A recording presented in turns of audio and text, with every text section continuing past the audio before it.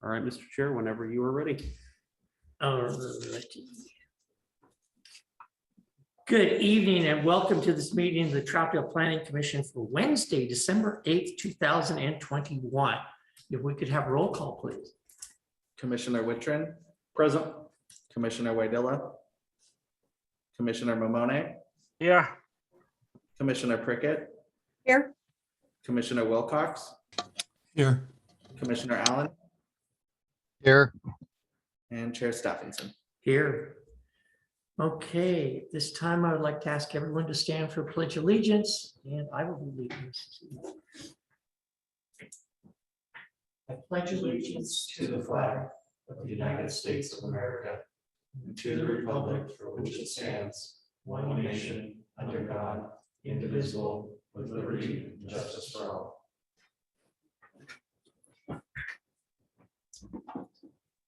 All right. Did we receive any written comments for the meeting tonight? A written comment was received, but it was testimony for one of the applications we're considering, but no Okay. general comment. All right, I don't see him on Zoom for that. And no agenda changes. None. Agenda is as written, Mr. Chair. All right. Go ahead and dive into the main event here.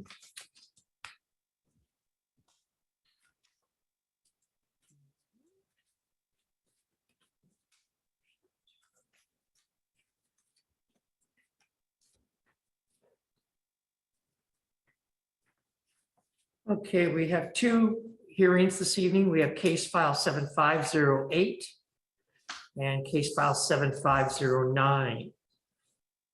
And before we open the public hearing, I'd like to explain a little bit about the Planning Commission and the procedure we'll be following for the public hearing. Planning Commission is an appointed 7-member volunteer body of Troutdale citizens. Members of the Planning Commission are Troutdale residents who've been appointed by the City Council. They serve 4-year terms. They are strictly volunteers and receive no pay for their services. The Planning Commission serves as the citizen committee for the review of land use applications and various land use related matters within the city. Items which the Planning Commission consider include uses of land, subdivisions, major variances, land use quality plans, and development regulations. For some land use applications, the Planning Commission makes a final decision. For other applications, they are simply making a recommendation to the City Council, who renders the final decision. Both of tonight's hearings are type 4 procedures, and the Planning Commission will be making a recommendation to the City Council, who will be making the final decision on those applications. Quasi-judicial public hearings are held in accordance with Oregon law and procedures contained in the Troutdale Development Code. The hearing proceeds as follows. City staff presents their report, which includes applicable criteria and standards for the matter under consideration in the land use application. All testimony and evidence should be directed towards these criteria. If you believe that other criteria in the Comprehensive Plan Development Code or other city land use regulations apply, you must identify these criteria and explain why they apply to the decision. Planning Commission accepts public testimony relating to the application. The applicant is allowed to speak first, followed by proponents, then by opponents, then by any parties neutral to the application. An opportunity will be provided to anyone testifying to clarify any issues raised. All issues raised by a participant during the public hearing must be sufficiently clear and specific to allow the Planning Commission and other parties an opportunity to respond to those issues. Failure to raise an issue during this public hearing may invalidate a future appeal based on that issue. Prior to closing the public hearing, any participant may request an opportunity to present additional evidence or testimony regarding the application. Planning Commission must grant the request by either continuing the public hearing to a future date or by leaving the record open for at least 7 days to admit only that specific additional written evidence or testimony. If the record is left open for the additional written evidence or testimony, any participant may file a written request for an opportunity to respond to new evidence submitted during the period the record was left open. If such a request is filed, the planning commission shall reopen the record to allow any person to raise new issues which relate to the new evidence, testimony, or criteria for decision making. And as I mentioned, these are type 4 legislative hearings, and so there is no ex parte contact. But does anyone have any conflict to declare before we get started? No, no, and no. All right. And so with that, we'll start off with the first one. And we will open the public hearing for case file 7508, security fencing. This is a type 4 application. And Mr. Danforth. All right, good evening, Mr. Chair. Good evening, commissioners. As the chair said, this is the first of the 2 text amendment hearings.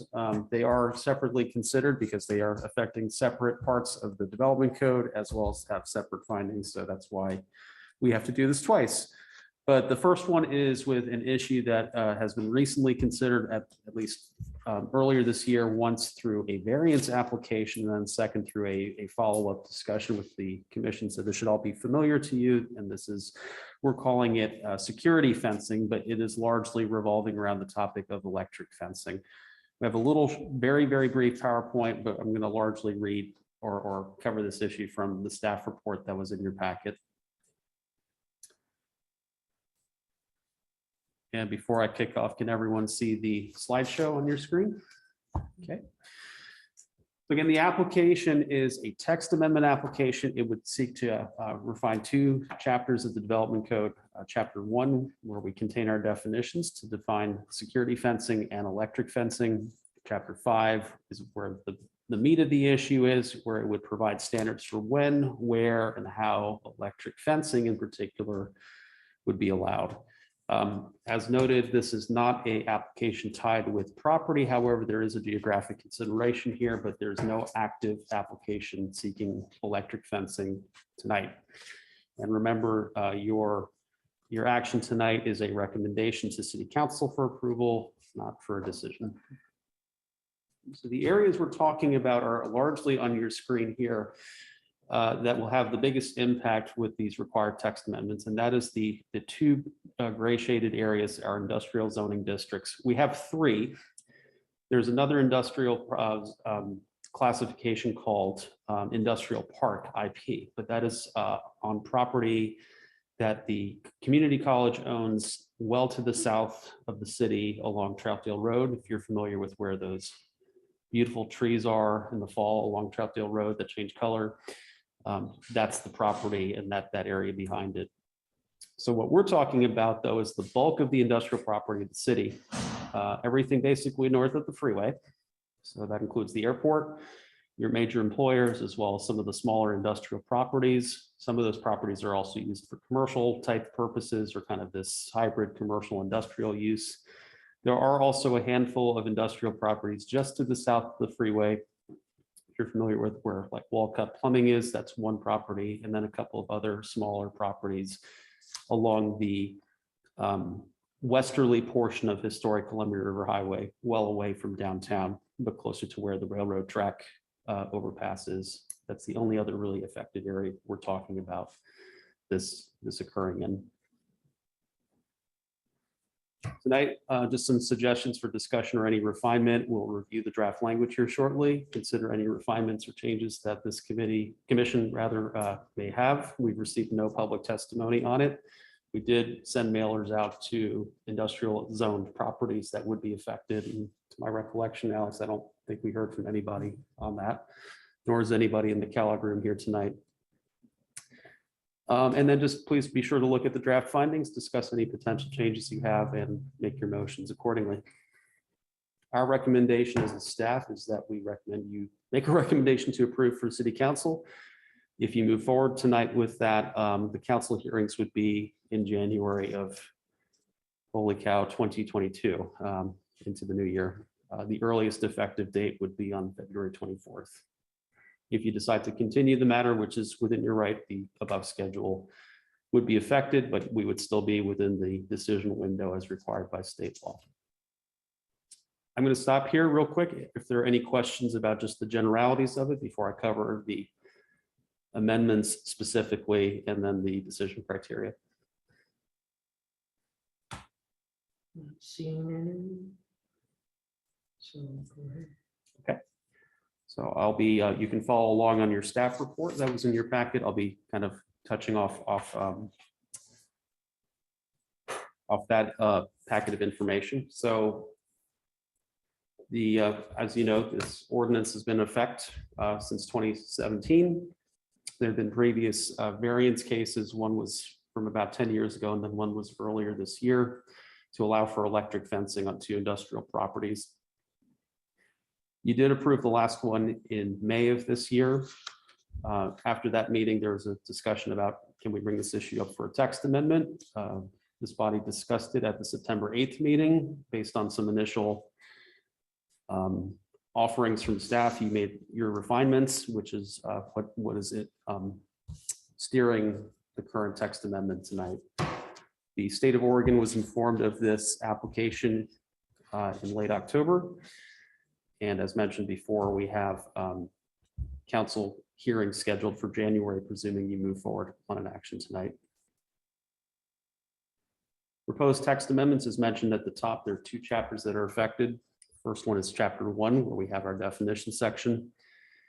We are seeking two new definitions to go into the development code. One is called security fence, which that description is right there, but effectively that's a global definition, which would include electric fencing, because an electric fence is a type of security fence, but it would also include razor wire, barbed wire, or other types of fencing designed for security.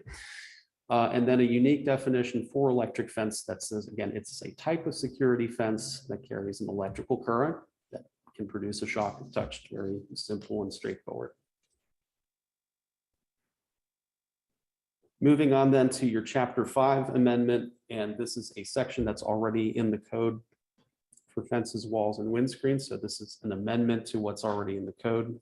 And in the staff report, it does show what's stricken through and what would be proposed in bold here. We have this in red line, of course, as an attachment too. So the first one is we clarify security fencing instead of barbed wire fencing. So we catch all that.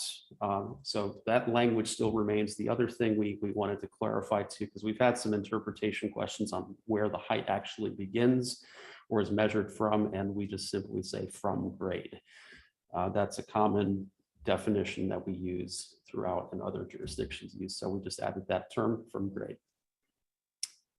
In item G, where previously the prohibition on electric fencing was located, G is where you find the new ticket item, if you will. So we say electric fencing is permitted only in those two industrial zoned areas that we showed you on the map earlier and would meet the following criteria. So it just has to demonstrate that it meets that criteria. Installations of fencing should require a type 2 site development review. So that means at a staff level, we get to review it, but there's also at least notification to the surrounding property owners that, hey, an electric fence is going up. Electric fencing should not be installed within 10 feet of a public right of way or is installed within an easement without the written consent of the rights holder. That's to ensure public safety. That is a common type of consideration when you're having electric fencing. You don't want it right up potentially against the sidewalk. Electric fencing should be a pulse charge system, which is commonplace for industry standard, and demonstrate that shock levels and duration are medically safe for humans through a manufacturer's certification. So basically, it's incumbent upon whoever the company either installing or providing the material for can certify that. Any required buildings or electrical permits shall be obtained prior to installation and be inspected upon completion of installation. So we say any required because oftentimes building codes and electrical codes can shift in every 3-year increments. Some years there may be exemptions for these types of installations, and some years it may be brought up. So we say any required to allow for that allowance, and that way then the electrical inspectors or the building official can make the determination if there's any further permitting required beyond our land use approval. Any required fire approvals or acknowledgement for the installation O&M of the electric fence shall be obtained prior to the completion of the installation. That effectively gives our fire marshals the right to review an application, provide comments, and also to engage in inspections of the system. That way they also know if they're responding, they're dealing with a secure fencing with a spark. Warning signs that indicate hazard shall be installed at intervals of not less than 30 linear feet of fencing. This is effectively the same type of distance separation that the variance application that you reviewed in May, that was their proposal, 30-foot increments. We found some jurisdictions do 25. We saw some that did 50. We just landed at 30. Signage shall be approved by the director upon completion of the installation. I know there was some commentary about language or symbol. This puts the burden of determining that on the director, at least as proposed. The total height shall not exceed 10 feet from grade. So this is going to be allowed to be a taller fence than a typical fence standard. We found that a 10-foot tall electric fence is effectively a standard install. But remember, if we're requiring already a setback or distance off a public way, you're not going to have a 10-foot fence right up on a property line. A lot of times these are installed concurrently with other types of chain link or security fencing that occur. So it's almost like a secondary level of protection inside the compound or inside the intended protected area. Couple feet. Yeah. So we felt that these were relatively logical standards or criteria that should be demonstrated, that we as a staff then through a land use application have the right to review. A lot of times this installation may come because of an expansion of a property or maybe with a new property coming in. So then if that's the case, then it gets roped into that same application. But also times if you are dealing with an existing property that's looking to do that, a lot of times they may be seeking, we have to review whether required landscaping areas are being impacted. So we're going to have to do that kind of review anyway. So that's why it's kind of treated as a land use application, site development review.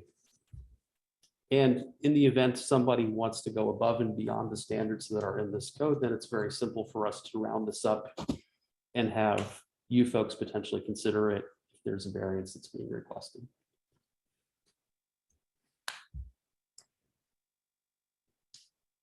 Any questions on the standards as written before we turn over to the proposed findings?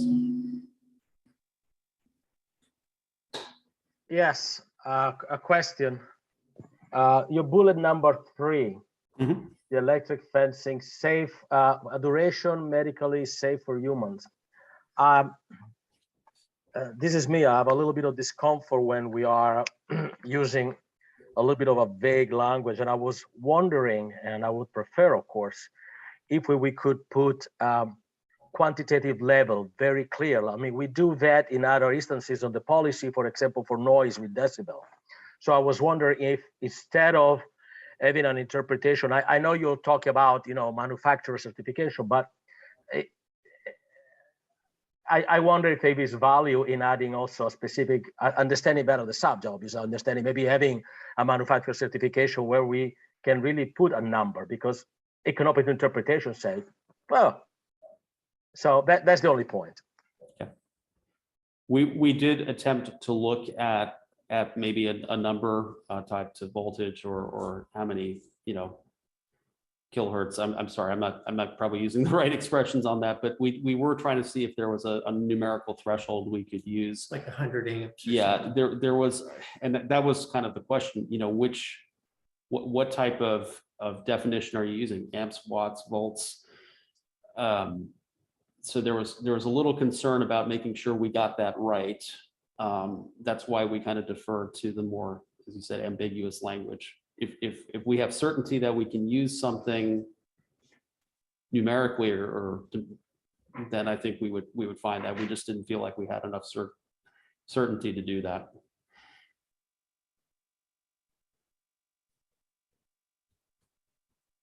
Okay, But we're open, if that wishes to be amended, we could definitely try to find something. well, and I was gonna say, that was one of my questions, that Commissioner Mamoni had was, I think we should have some type of standard in there not to exceed X, whatever that is. But I do like that it says that they have to demonstrate the shock levels that is safe. So they have to come to the table with some sort of quantitative paperwork with something saying, hey. Right, which show I me. think is good, but I think we should probably have something there that says you can't exceed this.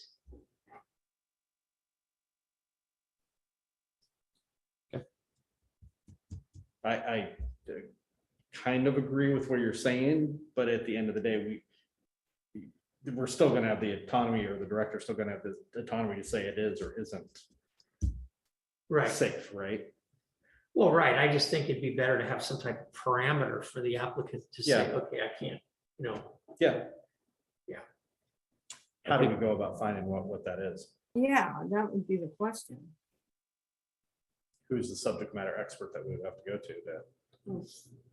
they'll figure that out. All right. I think Mr. Wilcox had his. Yeah, I was getting to him next. Commissioner Wilcox? Yes, the only question I had was on number 2. You talk about public right-of-way and easement. To me, public right-of-way and easement are entirely two different areas. But then you talk about consent of the rights holder. That makes me think the holder of the right-of-way. So I'm not sure who you're talking about, or is that supposed to be inclusive to cover both the owner of the right-of-way and the owner of the easement? Yeah, it was more, the rights holder in that case was more for the easement. I think there, particularly with the industrial property, where we were thinking about was the drainage district in particular, where there are certain easements that run across certain properties to maintain conveyance systems. And what we wanted to ensure was that their access would not be impeded, or that if there was maybe even a slight incursion into their legal right to an easement, that they could get through, or they would not have a problem with it. If that needs to be cleaned up from a wordsmithing standpoint, that's fine, but that's what we were trying to, Yeah, I was just thinking we Trying might to need get to take 2 and crack it, sure. make 2. Yeah, if that needs to be 2A, 2B, So you or can separate easement from right of way, because you wouldn't give permission for the right of way anyhow. it would be difficult to imagine. That sounds better. I prefer what Chair Stephenson is suggesting. I'm just curious what would happen if you got consent for the easement from the rights holder, but then the rights holder changed down the road. Can you describe a situation like that? If the rights holder to the easement gave permission to have the fencing closer to the easement, and then the rights holder changed, sold, whatever, and then where that fence was built, the new rights holder didn't like it that close. Usually, the easement is usually written that it lives on. Okay. And so the new owner's stuck with whatever the easement Yeah, is. Okay. I was It's just, presumed to be a didn't perpetual know, I was easement. just curious. Commissioner Allen? Yeah, I was just going to point out it's generally considered that it's the amperage that kills and the path that it takes. Right. So if we had like 400 amps or something, we'd probably do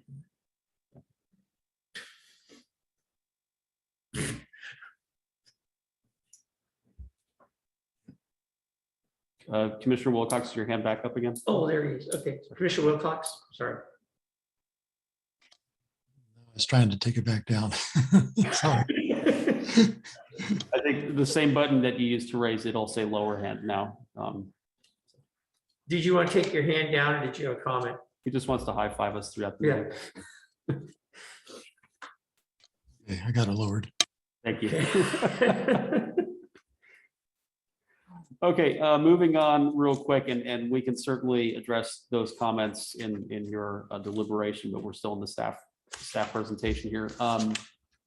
The text amendments, as you know, have to hit certain decision criteria as outlined in the code. Those pages, starting with page 4 of the 6 in the packet, have the proposed findings as written by staff. Obviously, you have the editing pen. Covering them relatively quickly at a high level, the proposed change to the code does not conflict with the applicable land use plan goals or policies. It should be noted that the comprehensive land use plan, does not contain a specific goal that is related to fencing standards or site security, but there are still several objectives in the plan that this amendment would be in the spirit of the intent. Under general goals and objectives in the introductory section, item 14 talks about to promote the retention and expansion of existing businesses and location of new businesses by developing flexible requirements.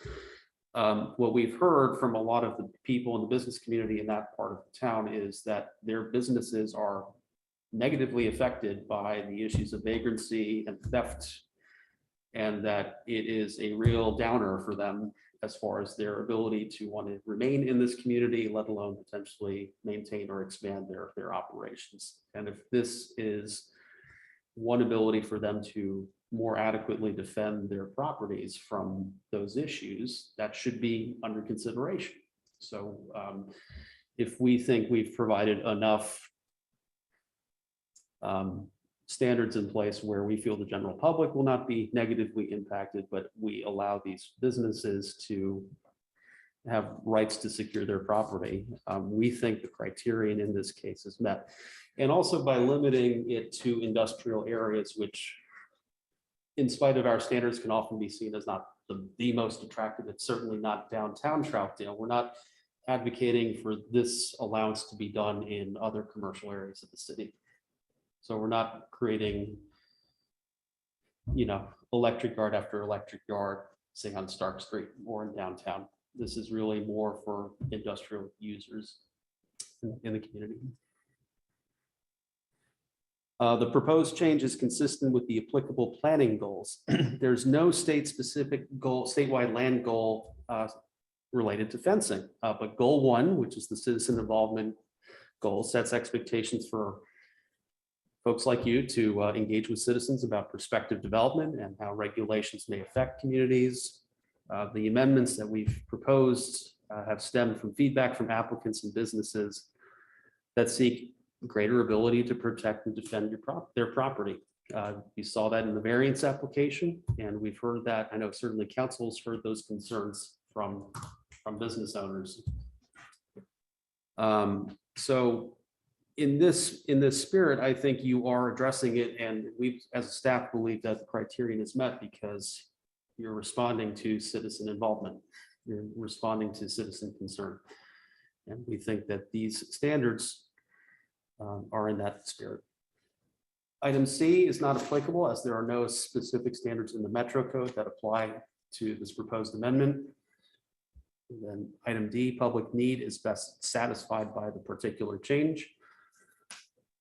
Biggest concern we hear from a lot of our citizens, whether it be in the town center plan public outreach, whether it be in social media, whether it even be just in public testimony, is there is a concern about crime, vandalism, vagrancy, these issues. And unfortunately, the industrial areas in particular have been hit by those areas, just given the isolated nature of a lot of those properties.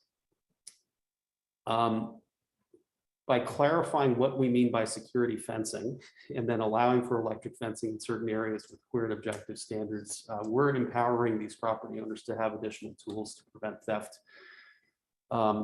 And if that provides further justification for these businesses to continue or ideally expand their presence in the community, that's in the public interest. Theft deterrence and crime prevention are the essence of this amendment application, and staff believes the criterion is met. And the change will not adversely affect the health, safety, and welfare of the community. Keep in mind the code already allows for barbed wire fencing as a type of security fencing, and assumptions can be made also to allow razor wire fencing. So those amendments, this amendment kind of clarifies those security fencing installations. So the existing impacts for those two types of fencing are effectively the same as they were, or as they are proposed. The greater consideration here is electric fencing, which had previously been prohibited, would now be allowed in certain circumstances. And certainly, while there could be some risk that could rise from the allowance of this type of security fencing, the way the draft amendment has been structured is trying to limit those adverse impacts. First, by allowing it only within the industrial areas. Those areas are typically located in areas that are physically separated from most residential and commercial areas of the city, where you would have more passerbys, if you will. Industrial uses by nature are not designed for large-scale pedestrian activity, and the risk associated with accidental engagement with an electric fence would be minimal. The proposed amendment would not allow for installations in commercial zoning districts, where there's a greater chance for interaction with the general public, and then any aesthetic considerations, which could cause negative impacts to surrounding areas. So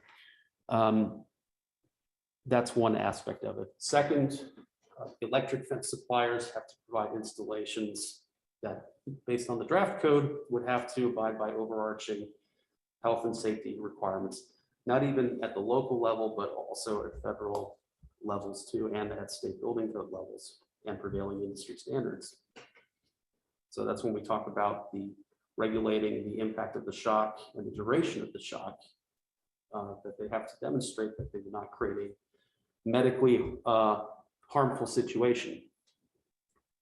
The type of system that would have to be installed is also what we call a pulse charge system rather than a continuous charge system, which has been found to significantly limit the chance of accidents or entanglements in these types of fencing solutions. And then third, industrial areas are oftentimes not afforded the same eye on the street principle that you see in residential or downtown areas, where you have neighboring properties being in sight of a potential target for theft. These properties often have to use security systems that have been proven, unfortunately, to be breached or tampered with. Electric fencing to a site increases a deterrent factor for a trespasser and can often complement those existing security systems. So as a result of these considerations, we feel that these amendments are reasonable standards and are designed in such a way to limit adverse impacts. So we believe the criterion is met. So as said in the slideshow, again, staff recommends approval. Certainly is willing to entertain any suggested amendments, of which there may be based on initial comments. And we yield back for any questions or further testimony. Okay, questions for staff before we move on? No? All right. That ends your report. One quick question for staff, sorry. Okay. You mentioned in there through codes of federal safety rules, but they didn't have any specific amperages or anything that they went by?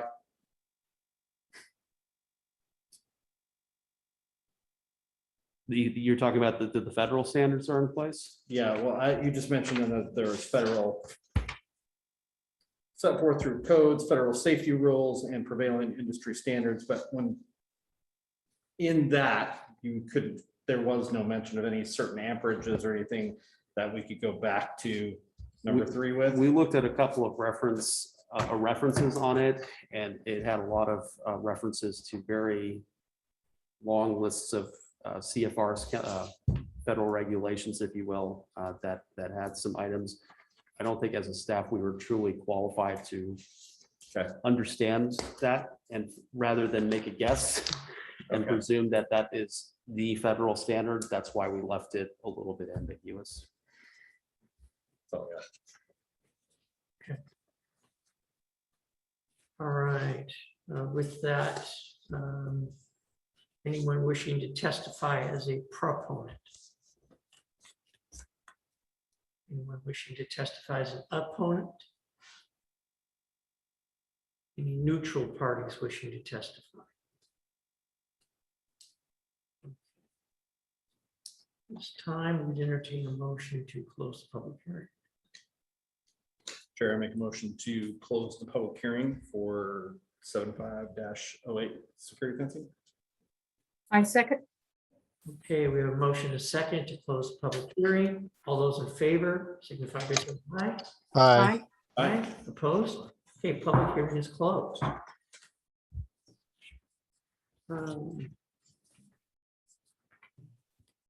And then, I think we have two things. First would be in 2. Probably breaking that apart, electric fencing, public right of way, period. And then electric fence shall not be installed within 10 feet within an easement without the written consent of the rights holder. Well, I think if I may, Mr. Chair, I think the intent of that was within 10 feet of the right of way, period, or shall not be installed within the easement. There wasn't necessarily a distance separator for the easement. Okay, well, I was thinking they're two different things. I don't disagree because the contents are, but if that's the intent, that also within 10 feet of an easement line, is that? No, I was saying, or installed within an, inside of an easement without Inside the an easement, consent. yeah. The easement would be at any point. Yes, Yeah, it sounds cleaner with 2 sentences there. Right, rather sure. than one. Just electric fence shall not be installed within 10 feet of a public right of way, period. Or electric fence will not be installed within an easement within 10 feet of the easement without a written consent of the holder. No, I would say not installed within an easement, Period. correct? Mr. Dampy?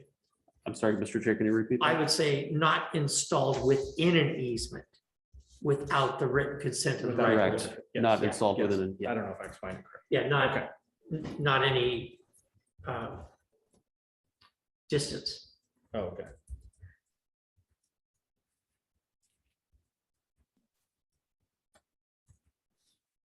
So you could just do an A and a B. Or just renumbering of Yeah, it. renumber it would probably be best. Okay. And then you think you can find a standard? I think we could find one prior to the city council hearing. Okay. I would not want to kidnap the meeting tonight to go on that goose chase tonight. Okay. Want to make sure we have it right and But you consult can- with All right, an you engineer. can to do make- that for us. We can do that. All right. So if that could be part of your recommendation that staff provide for the council hearing, a dimensional or threshold or standard, basically.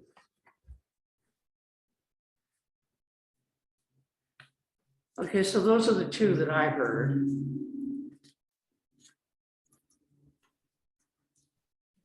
So changing 2 and then renumbering and then coming up with a maximum standard of current level.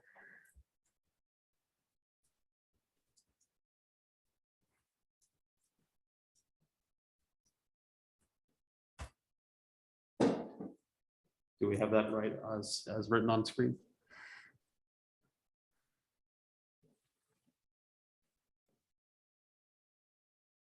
Yeah, come up with a standard for a maximum current level.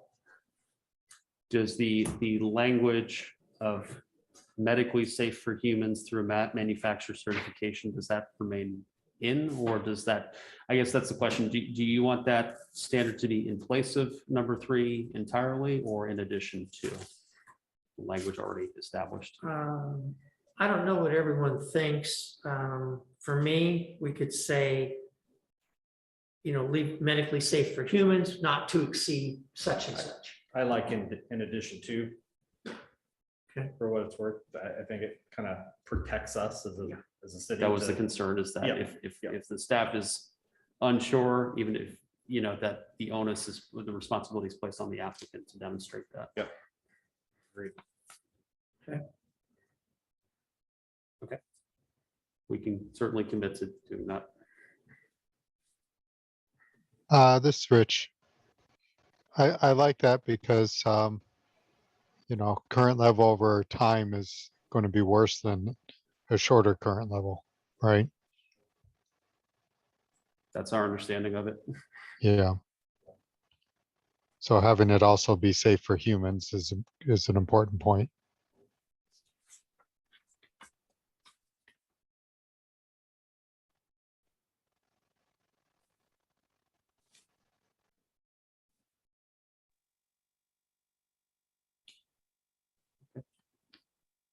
Okay. The only other question I would think would be is there like an industry standard for signage? I know we'll leave it up to the director, but is there, like we were talking about before, whether there's federal safety rules or whatever, but is there something for signage as well? There are for certain types of installs, I believe. I think there is an OSHA standard. Let me pull up the, from the application that you all reviewed through the variance application. Let me pull that up so you all can see what that looked like.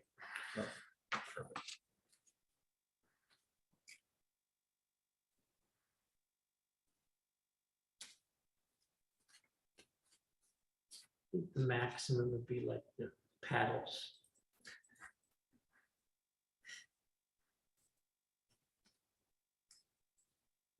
This standard right A here. long time ago, and I still remember it. Okay, so-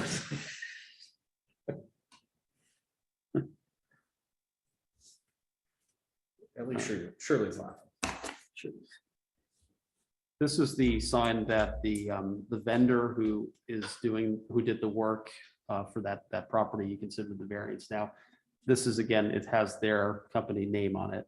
So I wouldn't exactly call that. I mean, it's their template, but we also have seen some installations that were a little bit different. I would think that covers it. Yeah.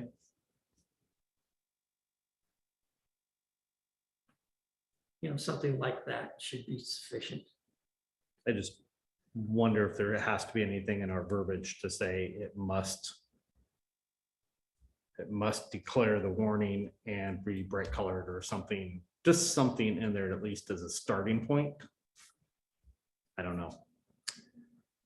Yeah, I think the only thing that we felt we had sufficient latitude without consulting with any sort of higher authority was the mandating every 30 feet or less. On And I do like that. Commissioner Prickett?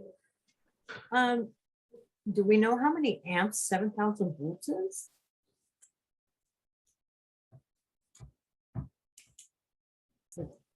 I don't think For so. some, Volts is a lot of amp, right? yeah, not, it's designed to give you a shock that, Shock. but it's not going to stop your heart. But you Yeah, don't- there's such a thing as current limiting, so we don't Right. know. and since it pulses, it's not constant.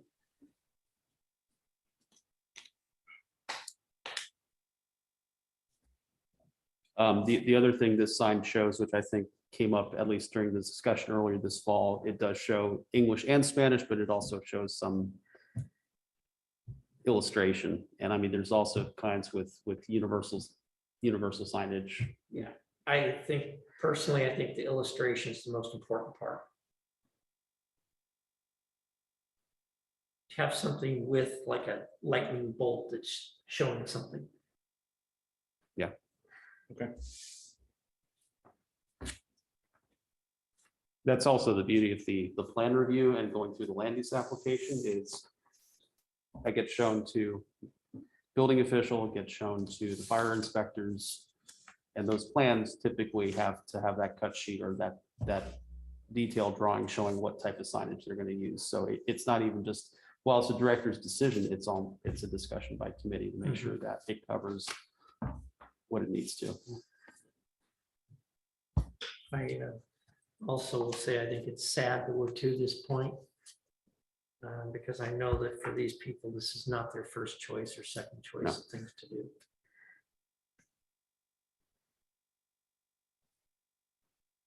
But I do like that we're giving them, hopefully giving them another tool to use.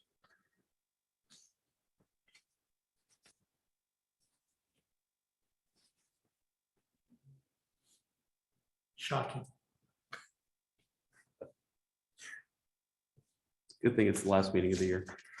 I was gonna say electrifying, but that's fine. Okay, anyone else?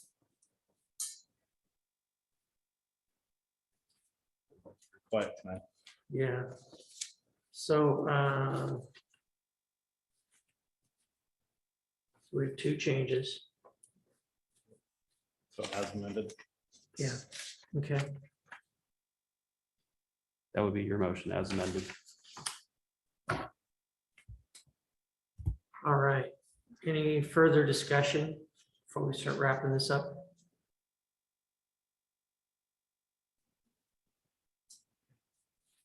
Chair, I make a motion that we approve case file 75-08 security fencing, the text amendment as amended. I seconded. A quick editor's note, you're recommending, you're not approving, Oh, Sorry. recommending recommending to council, approval to council, yeah. to council for 75-08 security fencing as amended. I'll re-second that. Okay, we have a motion by Commissioner Wittrin, second by Commissioner Prickett to recommend approval of case 7508 security fencing. And any questions on the motion? Discussion? Nothing. Let's call the roll, please. Commissioner Wittrin, Yes. Commissioner Mamone, Yes. Commissioner Prickett, Yes. Commissioner Wilcox, No, Commissioner Allen, yes, and Chair Stephenson. Yes. Okay, that one passes. Mr. Chair, Yes. the vote was clear for me. I voted yes, and I'm convinced of that. But because this is a recommendation indeed to the city council, and because I like also a prudent, cautious approach every time, I wonder if between now and the council, the sign is fine, the 7,000 volt is fine. I wonder though, if there is value, because in my mind, I always operate almost as a city manager. I used to be a city manager. So I'm always worried about what could go wrong. It's never an emergency until it is an emergency. So I wonder if a conversation also with the city attorney to be sure that nothing legally come back to haunt us. The voltage, the sign is okay, but what if something else should be, added into this policy for recommendation to the council, just in case that somebody doesn't get hurt in an incredible way, or because the language was not enough, because the city lack oversight on a specific element. Check and balances. The more we had it, again, it's never an emergency until the emergency. And that's the only comment. Very, very good point, and I know they will, but I'll follow up with the city attorney and make sure that they're on top of it. Yeah, the city attorney will definitely review the staff report and any prospective changes that were directed tonight. Okay. All right. And with that, we are going to truck on to the next one. Ready? Just a moment. Yep, I will be. Okay, the next hearing is case file 7509 sign standards. And this is a type 4 legislative hearing. Planning Commission will be making a recommendation to the city council. And before we open the public hearing, does anybody have like a conflict of interest? On a sign company, anything like that? No? All right. Ready? Ready? And with that, we will open the public hearing at 7509. Okay, thank you, Mr. Chair. Sorry, I've got 15 screens up and I don't know which one I'm looking for here, so give me one moment. Anyone. as long Let's as- pick this one. Hopefully that works. Does that say sign standards? Yes, it does. It does say sign standards. Okay, similar format as we had before, just a very brief PowerPoint. We'll dive into the staff report, but we'll return to the PowerPoint because unlike the last land use application, there is public comment and a little bit of direction needed to tie up a loose end. So this is the sign standard discussion, which or hearing rather, based on discussions that have been had. Again, the application is a text amendment exclusively to chapter 10, which is our sign code or sign section, if you will, hitting on 9 sections within the code. It looks scarier than it actually is. I did highlight section 10045. That is where our public comment came in that would require a little bit more consideration than what was afforded in the staff report. There is no actual sign application being applied for tonight, and as before, you are making a recommendation to City Council for action, and Council will consider the matter in January at the earliest. So again, please review the draft language that we presented tonight. Consider any refinements or changes to the proposal. There are loose ends that were identified by one of our commissioners, one regarding pennants and how we would define that or determine that, the other about feather or feathering signs, of which there's still ambiguity as far as what to even call it, let alone whether to allow it. And then please consider the public comment because that also has some structural bearing on what we do. And of course, review the draft findings and discuss any potential changes. I'm going to depart from the slideshow here and I'm going to jump into the staff report that was included in your packet. We'll start our conversation there, go through the changes, take any questions there, hit on the findings, and then we'll return to the slide to discuss the loose ends, if you will.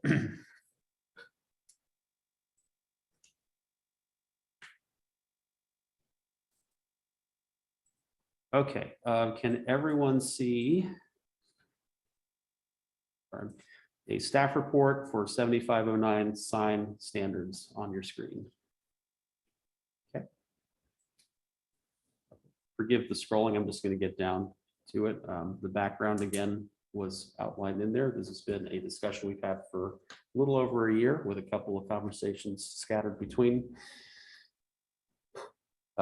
Discussed it in May about looking at these standards, May of last year, I should say. We revived the effort to have the sign standards revisited in 2021. Back in September, we revisited the previous intended amendments. We offered some clarifications on certain matters, and you all directed staff to prepare a land use application, which you're doing tonight. We alerted the state of Oregon in late October. We had an application coming, and as mentioned earlier, if you make a recommendation tonight, it would be forwarded to City Council for January consideration. At the earliest, these standards could come into effect in late February. All right, so let's dive into the text amendments themselves. Let's start with definitions. Sign code definitions are actually contained within the chapter. They're not found in chapter 1. So we have a couple of new definitions as well as some amended ones. Flags already exist in the sign standards. A somewhat minor edit. If any dimension is more than 2 times as long, currently it says 3 times as long, and we'll get to why we're changing it to 2 here in a little bit. That is the requested change here. Inflatable sign, a sign that consists of a flexible material envelope of non-porous material inflated or shaped, inserted air or other gas. This is anything from a balloon to the giant blizzard on top of Dairy Queen at the freeway exit. Those are both considered inflatable signs. A monument sign, this is a new definition. It has been previously in an older version of the code. We are bringing it back. A monument sign is classified as a type of freestanding sign in which the entire bottom of the sign is generally in contact with or within 3 feet of grade. You know them when you see them. These are pretty understood signs. They are monumental in the literal sense. We specify specifically real estate sign, a temporary pole or wall mounted sign that displays a property or unit within a property. Within a property is for sale or lease and provides contact information for the seller or an agent of the seller. Now notice it is a temporary sign, a pole or wall mounted sign. So there's two types of situations on that. We make an amendment for the definition of temporary sign, which is in there, simply adding another sentence. Temporary signs include, but are not limited to banner signs, lawn signs, and real estate signs. So we classify, define a couple types of temporary signs. So temporary from a categorization standpoint should be considered a sign that is not permanent. It is a timing perspective, and of which you have many types of temporary signs. 3 of them are enumerated. The general provisions section is amended here. And there are changes to procedure, location, and the construction subsections. This is a pretty critical one here, the procedure section. Staff is proposing to have sign permits not be subject to outlined land use application procedures identified in the code. Now, what this means is that historically, and up until now, sign permits are considered a land use application, a type 1 review, meaning a staff level review that doesn't require neighbor notification. But in classifying it as a land use application, there are certain expectations of paperwork, processing, and then sequencing of these permits that make it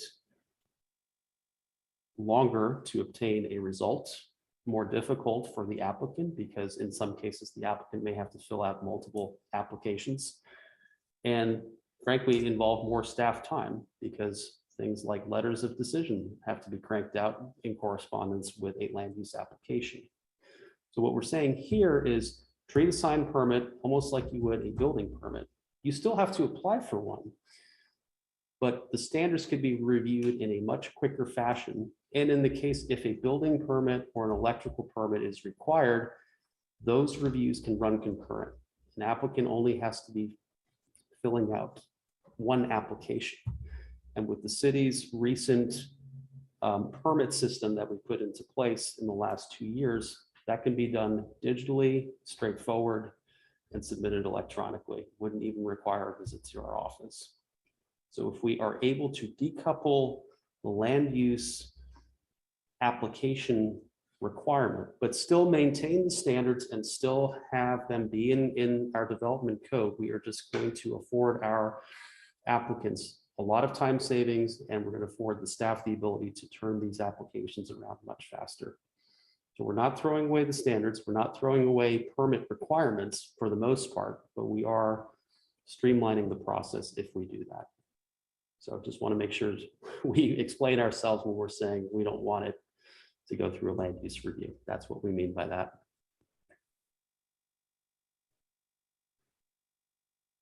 Location, this has come up actually to this body. It's been a couple of years, but staff is proposing to allow signs to be installed within a front yard or street side yard setback of an underlying zoning district, providing freestanding signs are not located upon easements. Currently, signs must abide to building setback standards, and that has caused difficulties in the legibility and in placement possibilities, particularly for commercial properties. In the past, this body has given 2 variance applications approval that have offered relief, but the preferred method, honestly, is to have this issue be addressed through a code amendment. So signs would have to demonstrate that they do not also present a visible hazard to anybody entering or leaving a property, or through the clear vision standard that we have elsewhere in the code. And then in construction, we are proposing a minor edit to remove a specific reference to the Oregon State Structural Specialty Code to be more encompassing of other codes adopted by the State Building Codes Division that may require sign permits. So it doesn't, we don't pigeonhole ourselves, we make it more permits may be required per codes.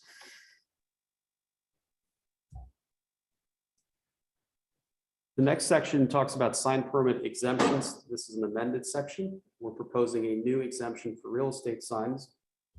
to do the standard practice, real estate companies or professionals that do not seek a permit for each and every property they lease for sale or have for lease or for sale. Enforcing the current provision would lead to significant frustrations with the real estate community, would put significant pressure on staff to process a number of sign permits on a regular basis. Most cities do not require these permits for real estate signs, or frankly choose not to enforce them, and provide just simple dimensional and timing standards to regulate the size and the duration. So we think this is a pretty common sense solution for it, where we still have a standard, but we're not pulling our hair out counting non-conforming signs. Prohibited signs. This is a section that would be amended. Staff is proposing to prohibit signs that move, rotate, revolve, flap, flutter, or simulate animation, with the exception of flags and according to the dated definition of a flag. So let me decouple from the staff report here and show you an illustration of what we're talking about.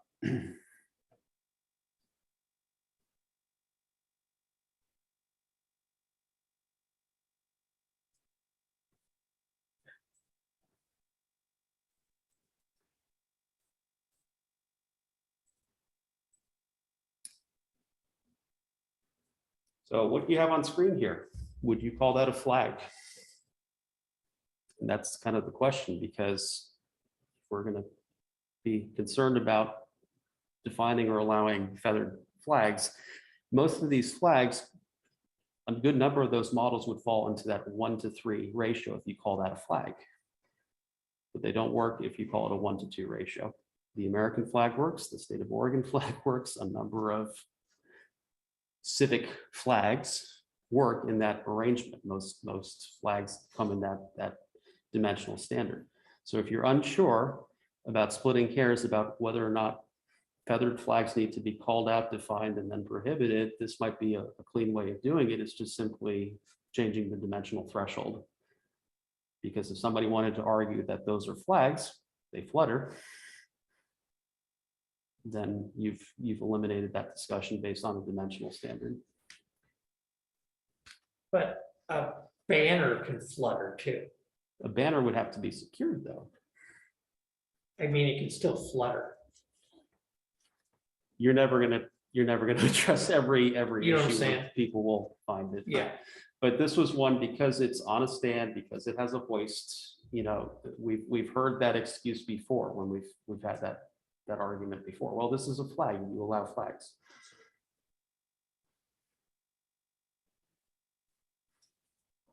But these are feathers, correct? That is a definition that a lot of sign vendors use, but I don't know if that's an an industry official standard one? term. Yeah. I mean, that's what they're, as far as I know, that's what they're known as. Is that official? Who defines official? I guess we do. So if Yeah. we want to define it as a feathered flag and describe it as such, that's fine. We thought the cleaner out was just applying a dimensional standard, because you would never be able to make that. But that's, of course, the staff proposal, and it's well within this body's purview to edit that accordingly.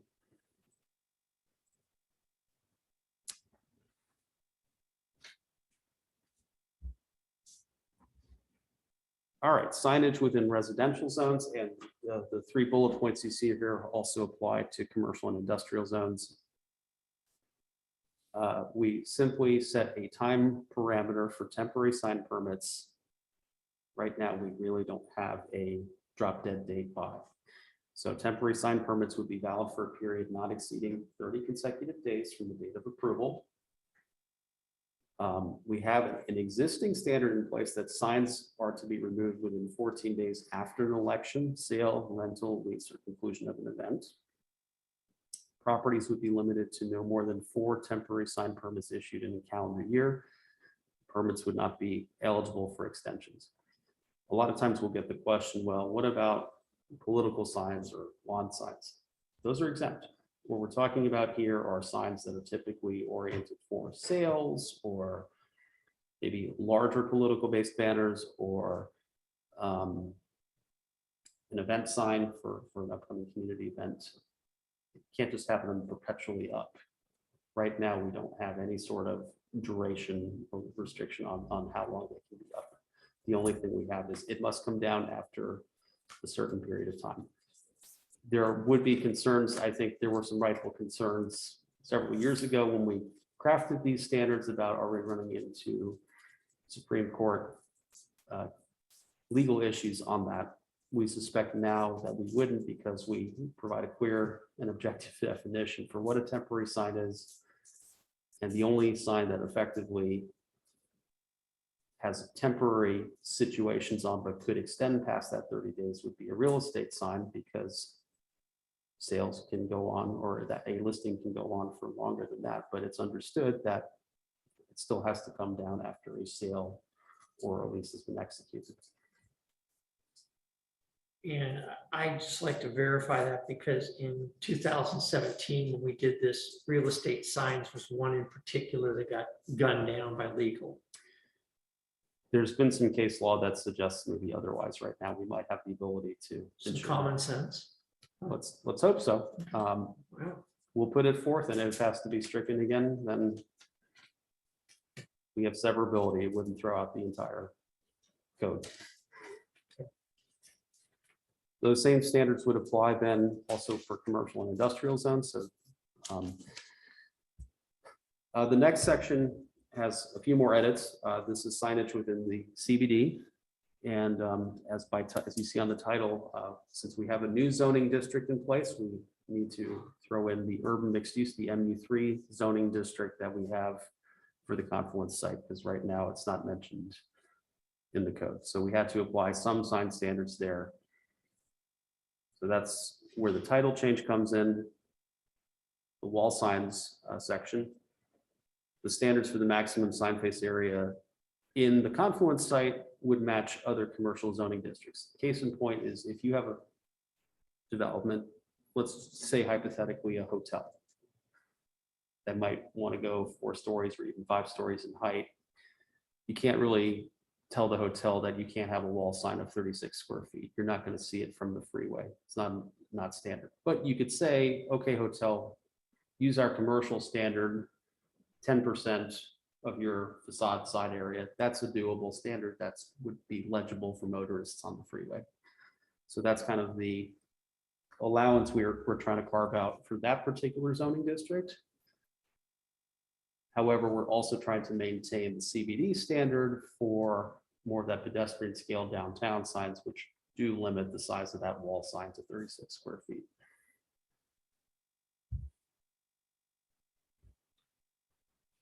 How are we measuring the 10% facade? Let's say a building, I'm just going to use round figures. Let's say a building was 100 feet wide. Now let's say, okay, 60 feet wide by, let me use rounded numbers here. 50 by 20. Let's say it was a 50 feet by 20 feet. That's 1,000 square feet of building facade. 10% is 100 square feet. That's the size of your sign. That's the biggest your sign could be. That's your current standard in your commercial zoning districts.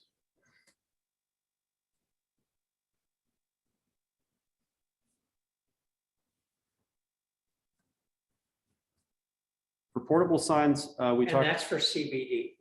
I just want to be clear about that. No, that standard, the 10% standard would be applicable only for the MU3, the mixed use, urban mixed use zoning district for the Confluence. Okay. The standard for CBD would remain the same, 36 square feet. Okay.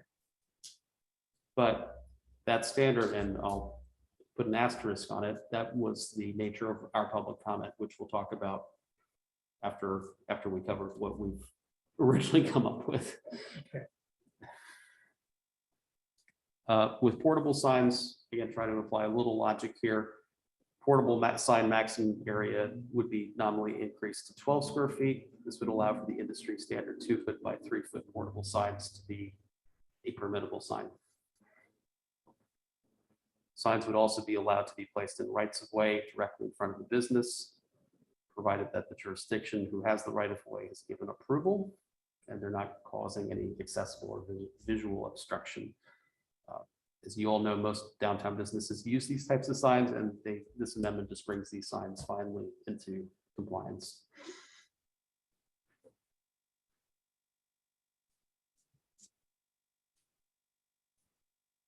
The temporary sign standards for CBD and MU3 would be the same as what we had just covered earlier.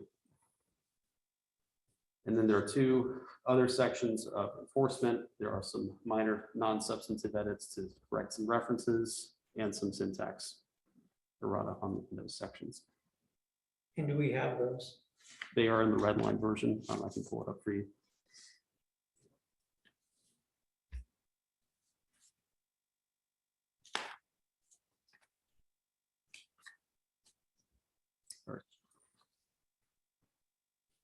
It was just adding the phrase of this code and changing it to Title 8 from Chapter 8.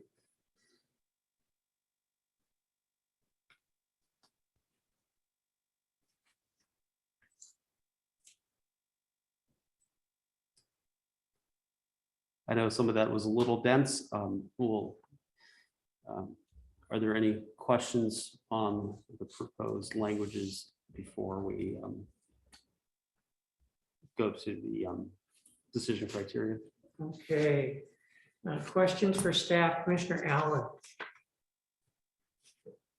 Hi, it seems to me that we might have a loophole here. So is there any limit on the number of signs within a given area?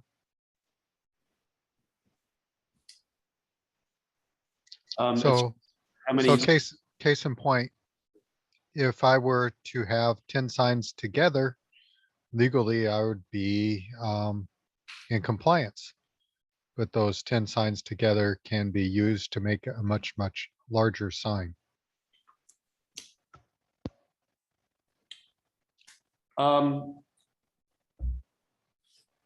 If you were creative enough, perhaps, but there are also some provisions, I think, elsewhere in the code, which suggest that signs have to be of their own standing. Are you thinking of like a slippery slope scenario that you could maybe? Yeah, well, let's do a case in point. Let's say I take 10 feather signs and put them right next to each other. They're freestanding, they're within code, but together they make much larger sign. Think of like pixels on a TV. It looks like one picture, but it's really made up of a number of pictures. One could do that with a bunch of smaller signs close to each other. We're talking about 10 feather signs. Huh? Well, I think within the existing framework, I just pulled up on the screen here, the red line version, but you see there's no red lines here. This is what we currently have. Like we do for freestanding signs, we do have certain dimensional sizes as well as limitations on the number of signs. And I think ultimately it's incumbent upon the director or designee to determine, are you being cute with us and trying to call it all one sign? Or are we dealing with 10 individual signs when you can only have one per street frontage? If that helps, I don't know. So I mean, we have a limit of one per frontage. For say freestanding signs, yes. Yeah. With wall signs, there's also limitations as well. So I mean, we do regulate the number and scale of those signs depending on their characteristic. Is this consistent with what might happen? I'm sorry, can you repeat that? Sorry, is this consistent with the things that might happen? I mean, you showed a couple of them that have a limit to the number of signs. Yeah, I mean, those standards are in place and I think we're pretty well defended. I don't think we've run into that issue from a code compliance standpoint as far as people abusing the number of signs they can have on the site. Okay.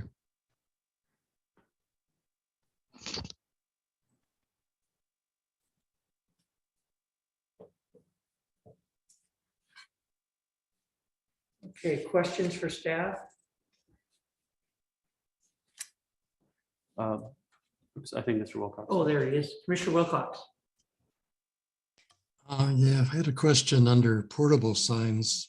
You say the industry standard is 2x3, but then the first line, you're saying you're increased to 12 square feet. 2x3 would be 6 square feet.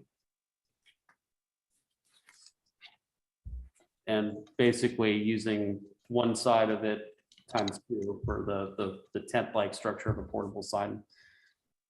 Some of course, have flat backs that are just a single anchor, but we also have those A-frame or tent type portable signs, which actually would constitute then two different sign faces. Okay, that makes mathematical sense, but it's not entirely clear that you're using both sign faces the way it's written.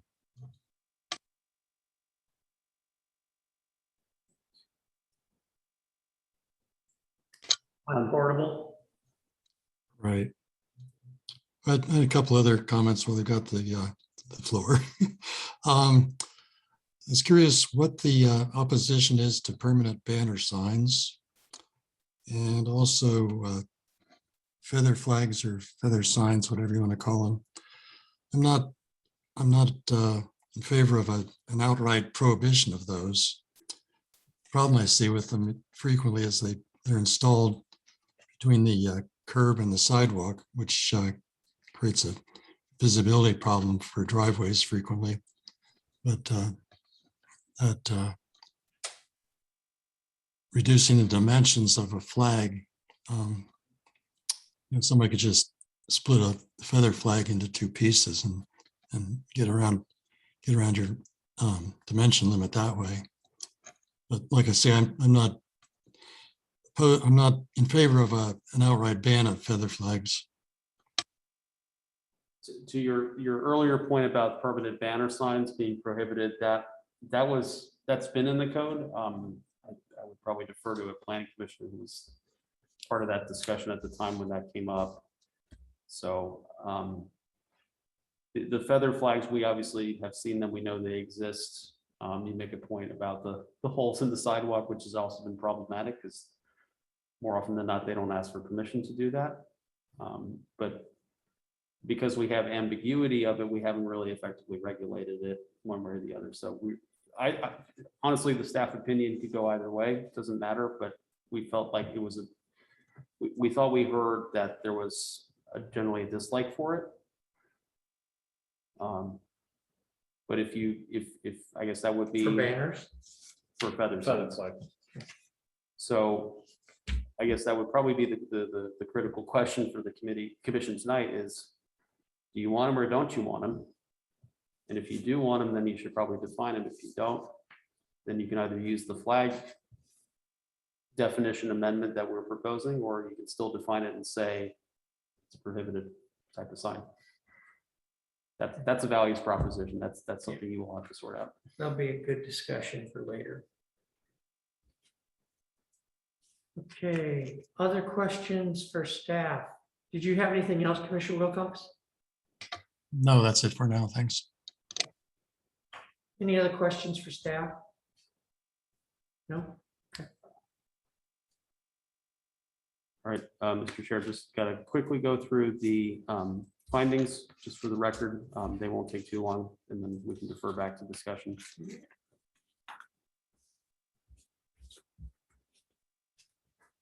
Your findings for this text amendment application start on page 6 of 8. It's on the screen here. Same criteria that you had before for the earlier text amendment apply here. So on item A, are there any conflicts with any comp plan goals? Much as before, the comp plan does not contain specific goals that are relevant to sign standards. There are several objectives that are within the spirit and intent.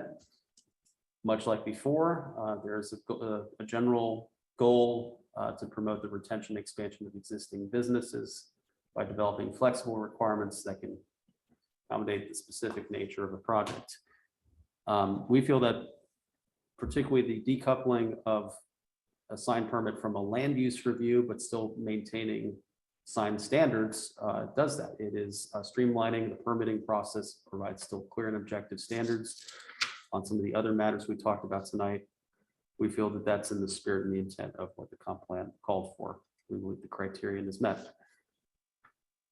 Proposed change is consistent with the applicable statewide planning goal. Again, there's no specific state goal directly associated with signs, thank goodness. Goal 1 comes into play yet again, though, citizen involvement. And what the staff has heard from the business community and from applicants is they seek a streamlining of our sign review and our sign approvals. So we believe that the amendments proposed here does that and can speak to a better interaction with staff from the business community or anybody else seeking a sign permit. So we believe the criterion is met.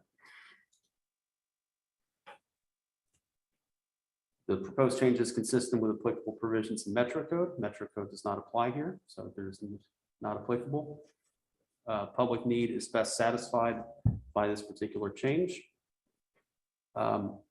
If you think about it, the need to secure a sign permit is often one of the ways the public would engage with a local jurisdiction.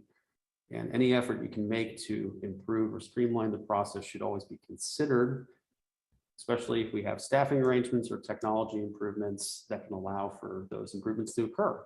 And this is exactly the case of this amendment. We have the capacity now to do concurrent review without tripping up ourselves or the applicant. We can reduce the review time for an applicant to go through this and the paperwork burden.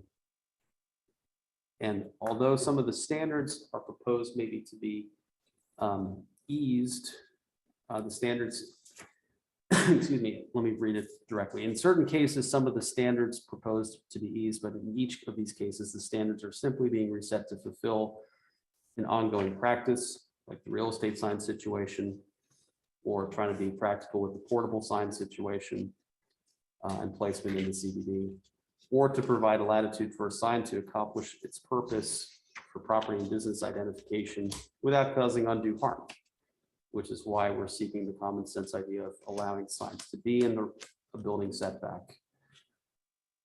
So we think the result of these efforts, the public need for flexibility, can be achieved without negatively impacting the purpose of having sign standards. And we believe the criterion is met.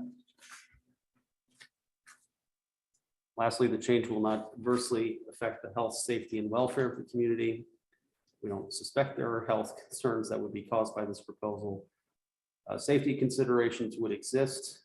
The original consideration of having signs not be placed in a building setback was largely with safety in mind. The trade-off to that decision in a way is we've had several requests for variances to allow signs to go back in there. And it's kind of had the unintended consequence of if you have signs so far back off the right of way and they're too small to read, people are squinting and maybe not even paying attention to the road. So you may have even caused a safety issue despite well-intentioned situations, not you, planning commission, the city.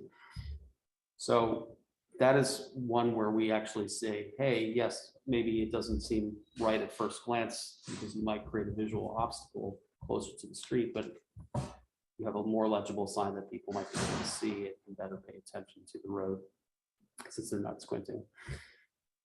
Community welfare can also be broadly construed, but many in the community have expressed dissatisfaction with certain types of signs, particularly those that move, rotate, or flutter. We have heard complaints about that. That's one of the reasons this feathered sign issue has come up with it, is some people really don't like them.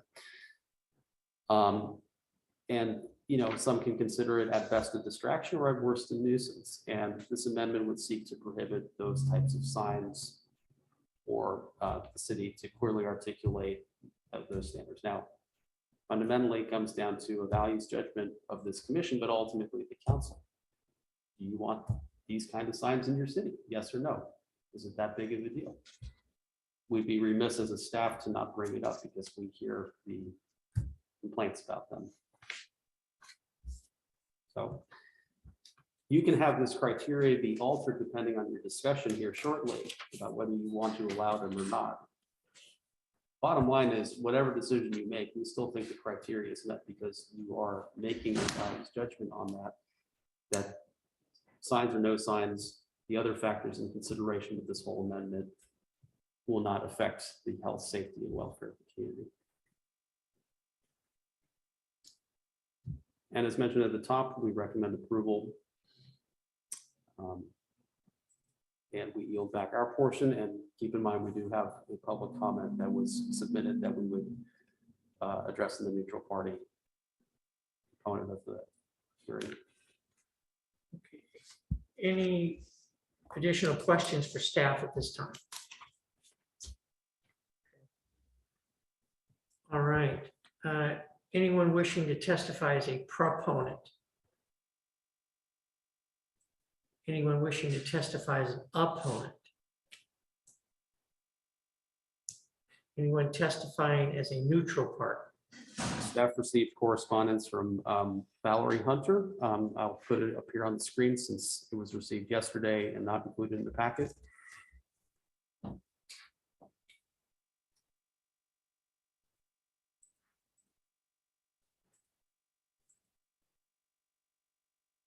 And staff is prepared, once the hearing is over, to address the matter head on and offer an idea on how to address that situation that Okay. is being brought up.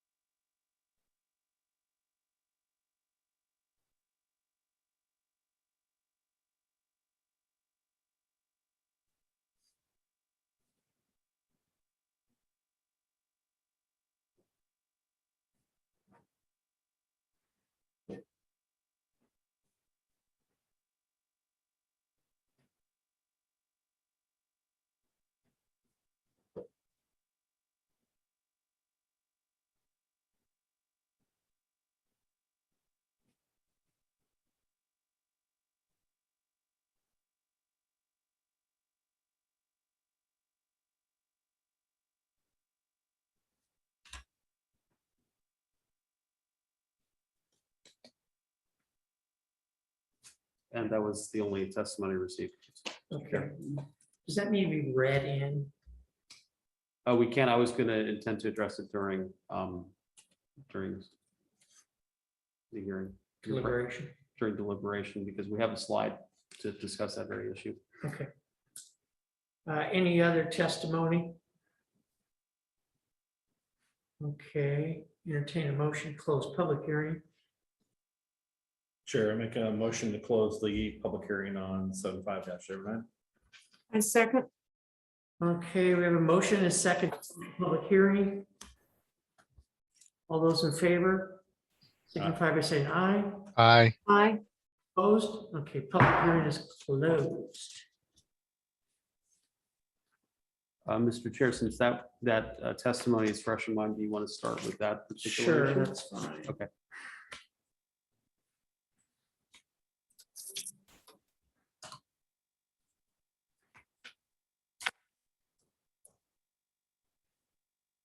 Okay, so what Ms. Hunter was referring to is the central business district standards, which are different again from the typical commercial zoning district standards. If you think of the CBD zoning district, the spirit and the intent of that district was kind of that storefront type district.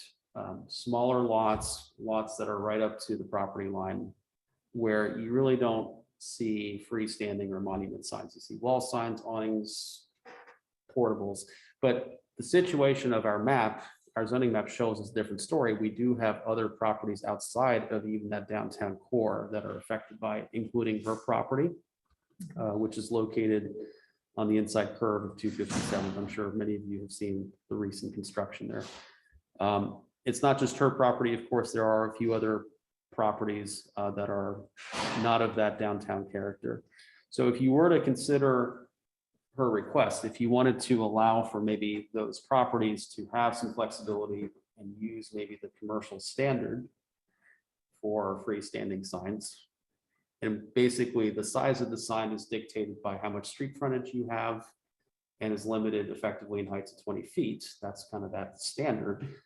If you're comfortable with signs that you see of the caliber you see on, say, Stark Street, or even a little bit further up the hill for, say, the church or for the self-storage facility, if those types of sign sizes are an appropriate scale for those properties, might those signs also be okay for those larger CBD properties that are not in the downtown core?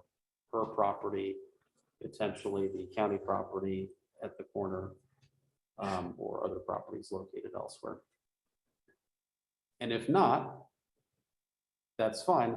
Then I would suspect she would, or others might have to find a zoning district that better matches a flexibility that they could have a sign like that. Or they might seek a variance and come to you all.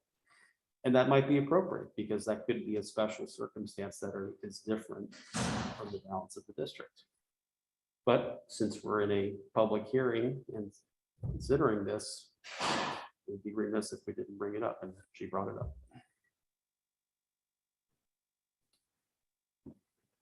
Will there be a significant difference between the 10% rule and 36 feet? Sure. Would almost be like the IKEA sign. I wouldn't go that far. Okay. You do have height restrictions of 20 feet. You're not going to have. Right, but compared to anything else in that area, it would be pretty significant.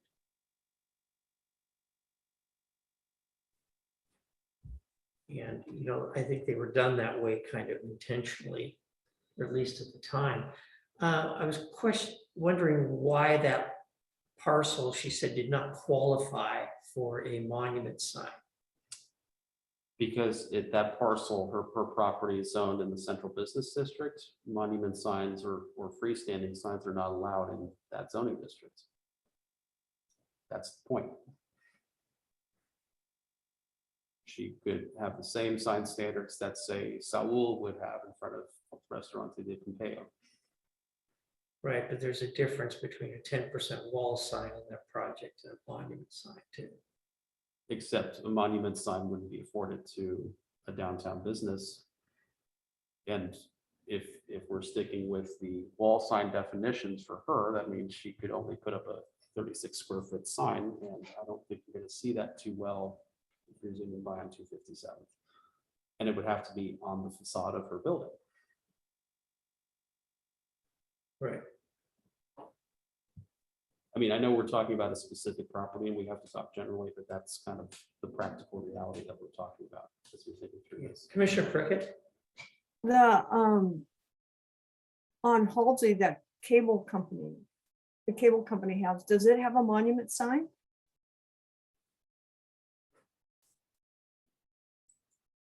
It does. And isn't that located in the central business district? It does. But it was also erected before your current sign standards were in place. Right, So technically, it's not conforming. Mhm. right. So my other question is, that piece of property that you're talking about, when you're coming up the hill, I mean, you can see the building, but there's no way you're going to be able to see a sign on the side of that building.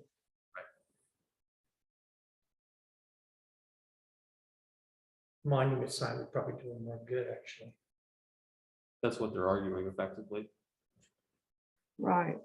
36-foot monument sign. How big is the church sign? I'd have to go back and look, Commissioner Prickett. That might be, would that be 36? Are you talking about square feet? Yeah, Potentially, but I mean, the 30, keep in Because mind, the of base. 36-foot standard is for a wall sign. That church, are you talking about the monument sign for the church? Mhm. No, I'm talking about the sign on 257th that's got the electric, The pole sign. Yeah, right. I don't have those dimensions outright right now, but I mean, the case in point is just that, is that because the church is in a different zoning district, Right. church is afforded to have that type of sign. Ms. Hunter's property doesn't have that same ability to put a sign like that there.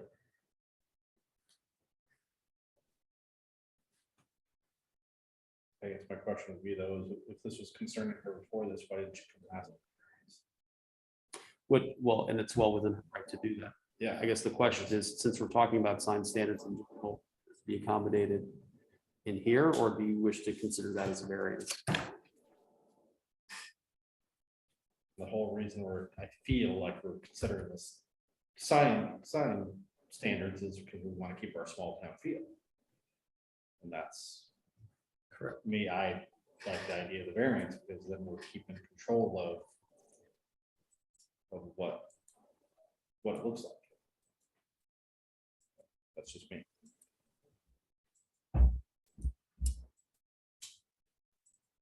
I would concur.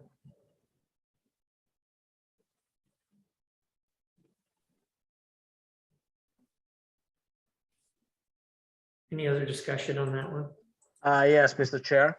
Yes, Commissioner Mamoni. Thank you. This is a question for the planning director. Chris, this is a question for you, obviously. This actually is a 2 or 3 questions, so forgive me here.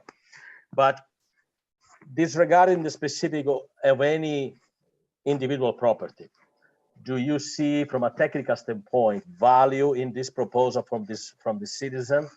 Do you think will be easily administered, would be imposed too much on your time? Or because we are going to be considering moving to sign permit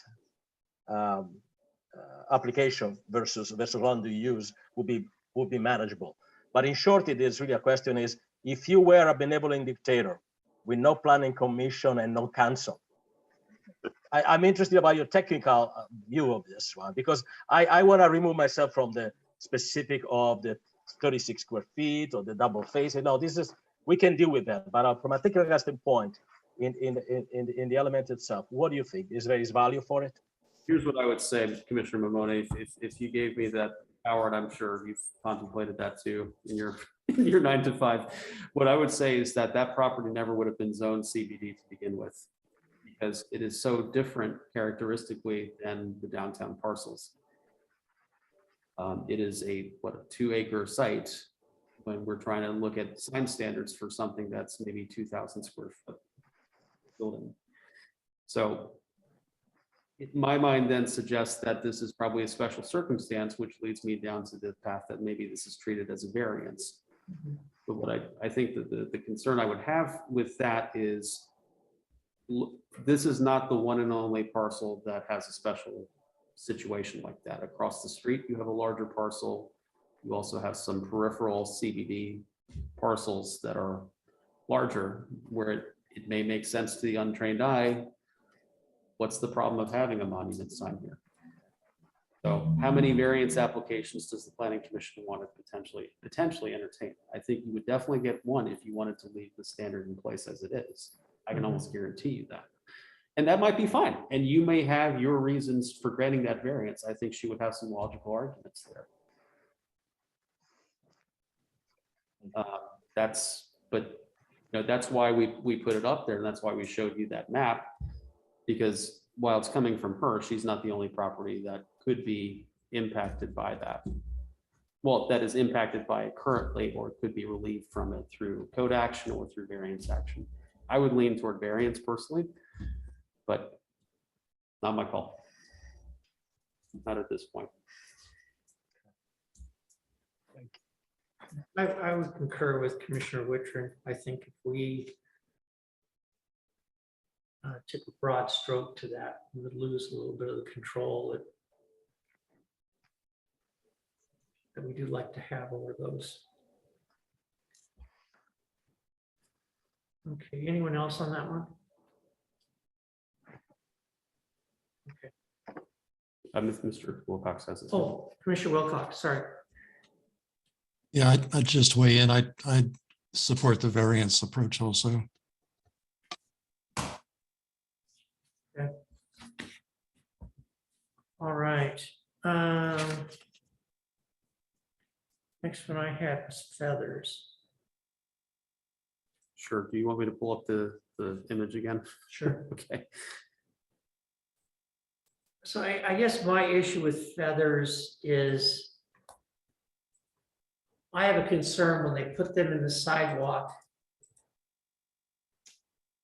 down on historic Columbia River Highway. It's very difficult to see someone that's getting ready to cross the street. And I'm all for business, drawing attention to themselves and see the importance of that, but I also think that in that particular area, it creates a safety hazard.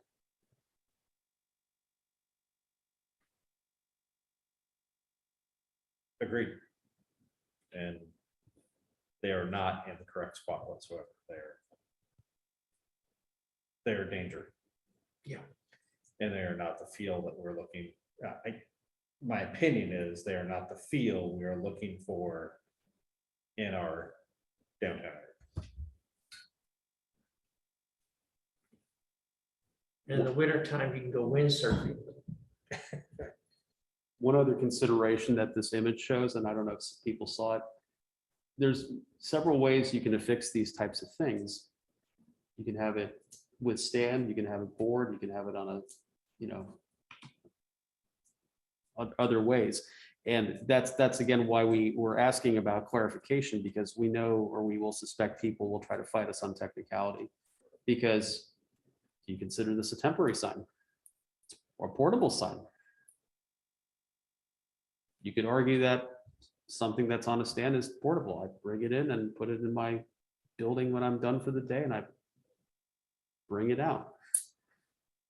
Don't you cover that if you define and have a specific code for feather signs? That's probably one way to do it, unless you want to consider it a type of sign that flutters, because by nature of the fabric, Right, it's designed to do that. but then is someone gonna say, well, it doesn't flutter,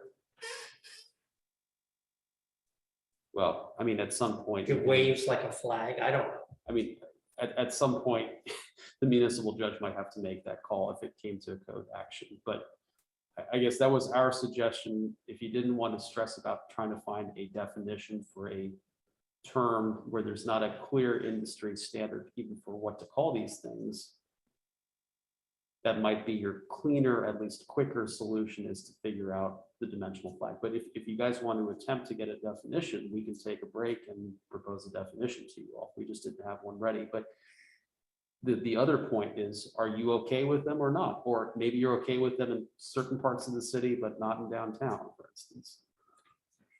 Commissioner Prickett?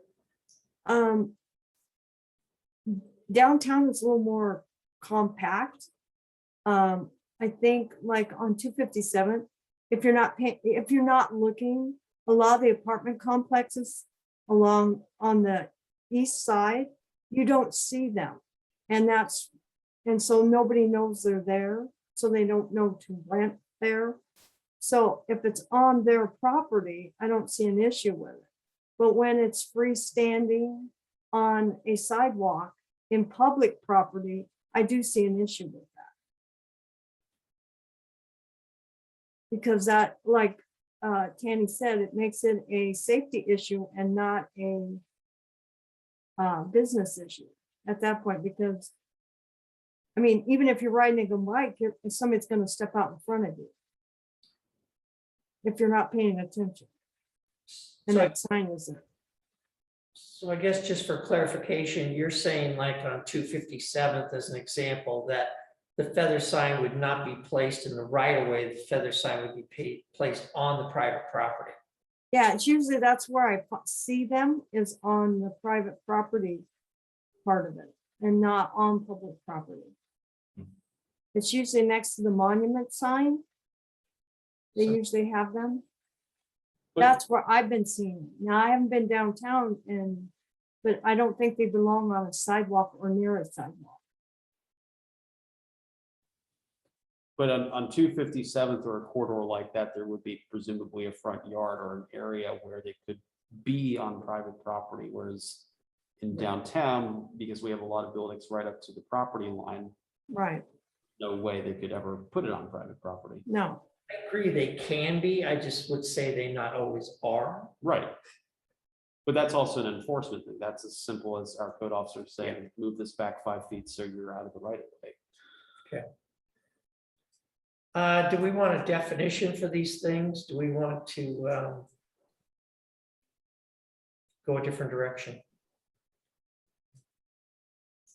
Sounds like the dimensional issue will take care of a lot of it. Right, They can come back and reconfigure their feather flag. But that's gonna take some work on their part, but this should take care of quite a bit of it from the get-go. And then if we have to readdress it down the road, we'll kick that. So you can don't down. want a definition for these? I don't think so, not right now. I like the idea of the dimensional flag idea that staff put in. I think that'll, as staff alluded to, will take care of a lot of it. Well, and the concern about them being in the right of way is just enforced by the provision that we have in there that portable signs are allowed in the right of way with somebody's approval. But nobody's approving those, even if they were legal or even if they were,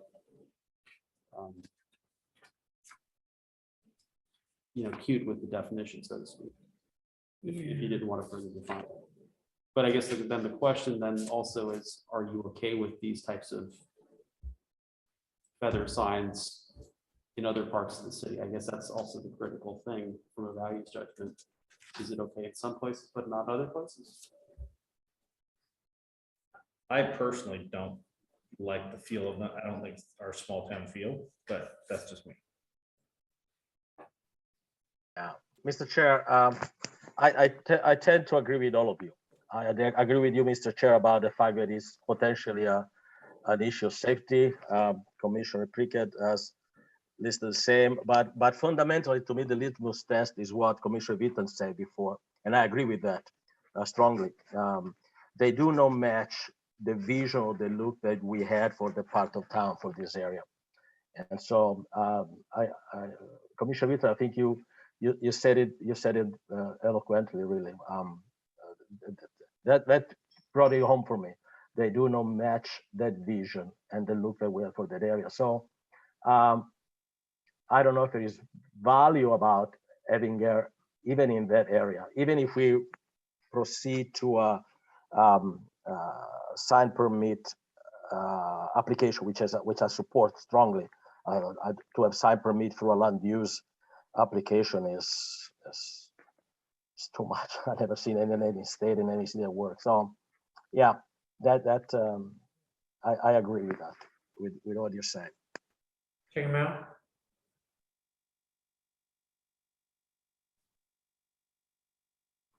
Commissioner Mamoni? Out? Is that your recommendation?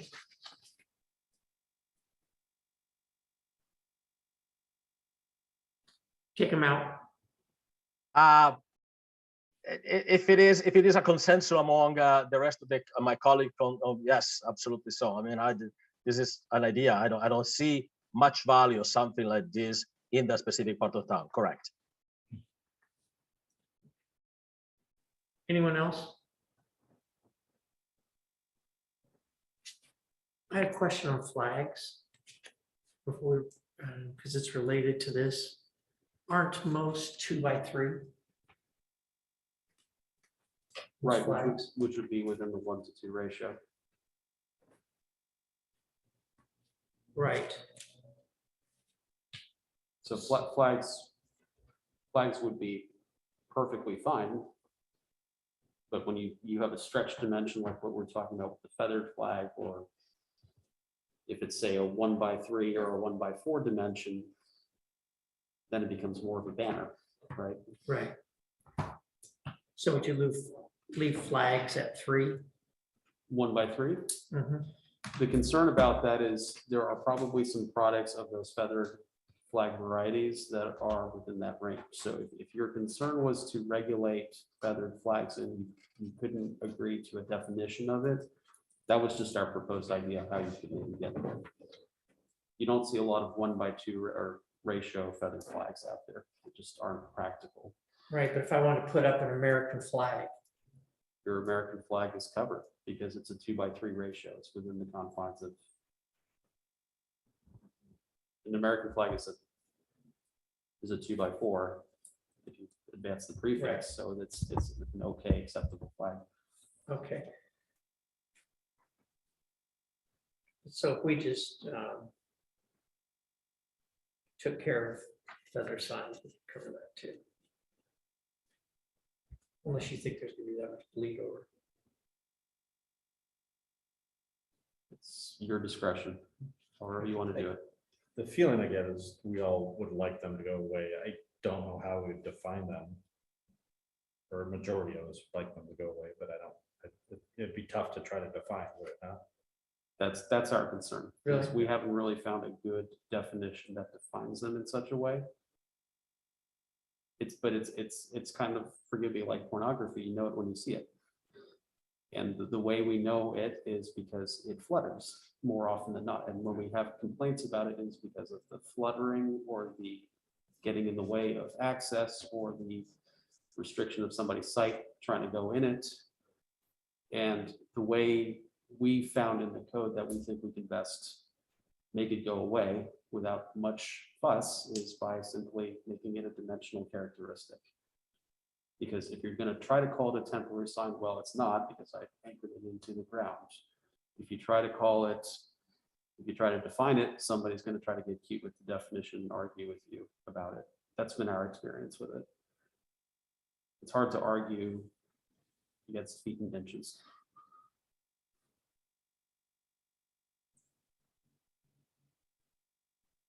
But that's our proposal, folks. I mean, Yeah. if you feel you want the definition, we will take a 5-10 minute recess and we can craft it. No, and the only reason I would want that is just so someone can look at it and say, oh, I can't have one of those, rather than trying to, decipher the spirit of the code.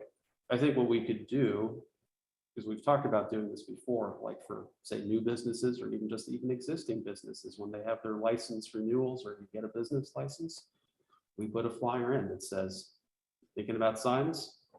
Don't think about this one. I mean, we can, what we showed on that slide is a very generic. We're not picking on any one business who has that sign in town. We're just saying, this is what we're talking about. No. But even if we go with your recommendation on dimension, and we see that there's issues still, we can revisit this down the road. Of course. Yeah, if we feel we're still running into headaches with it. Or maybe a definition advances that people are comfortable with. Okay.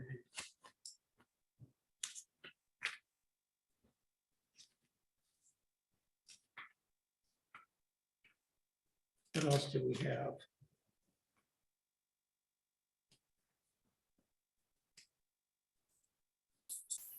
The only other issue that we had, I think Mr. Wilcox emailed us staff. I think there was a question about tenant signs that he may have had. I don't know if maybe we covered it in conversation tonight.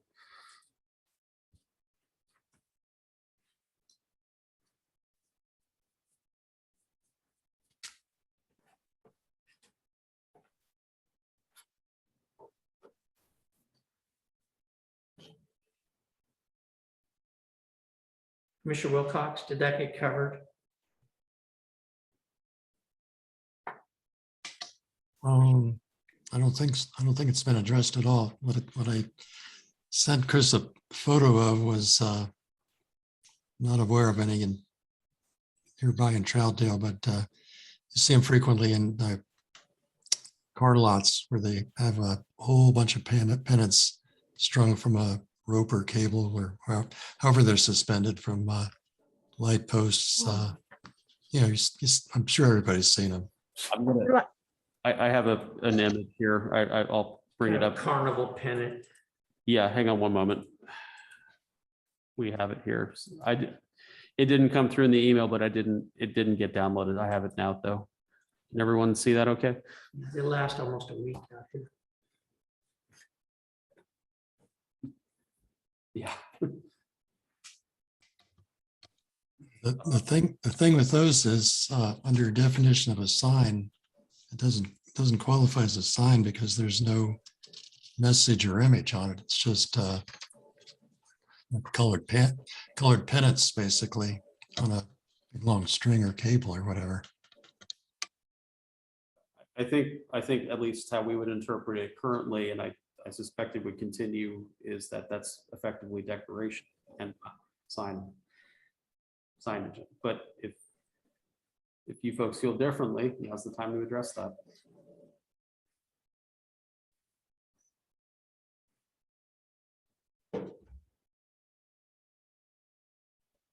Would that just go under category of 1970 signage? Pennant signs / streamers.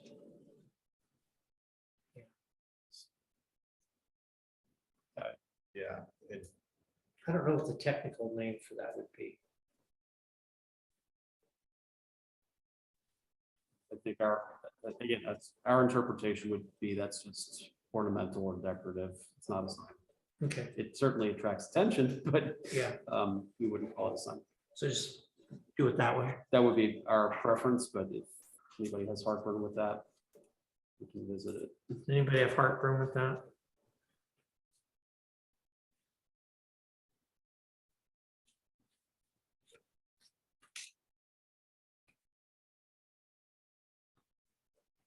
Okay. Mr. Wilcox has his hand up. Oh, there he is. Commissioner Wilcox. Yeah, I had one more question. Under 10.035, you talk about temporary sign permits, but I haven't heard an example of what requires a temporary sign permit. It seems that real estate signs, political signs, garage sale signs, those would be all exempt. So what exactly requires a permit to be issued by city staff? Sure. You guys, I'm sure, are all familiar with the signs that get put up, sometimes admittedly even by the city, but even by private events, say at the corner of 257th and Historic Columbia Highway. You know, a banner sign, say an 8x4 sign saying, hey, event coming up, check it out. That should require a sign permit. That's larger than a lawn sign, you know, your typical, you know, 2x3 vote for me type sign. That's the kind of political sign that gets exempt there, or like you were referring to real estate. So that would be an example of a temporary sign. Let's say one of the downtown merchants is having a big sale or a winter event or whatever, and they wanted to do it in front of their storefront and just advertise it. That's a temporary sign. The new 2021 or 2022, you know, car models are here. You want to do a big sign in front of your car dealership. That would be a temporary sign technically. Toyota-thon is on. We don't have a Toyota dealership, so we can pick on that. That's a temporary sign.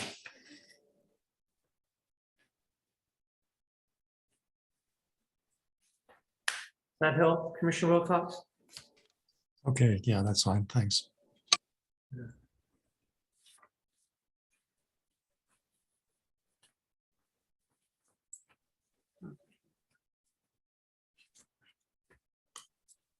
The other classic one is, hey, we're selling fireworks, or hey, we're selling Christmas trees. That's another popular one we see too.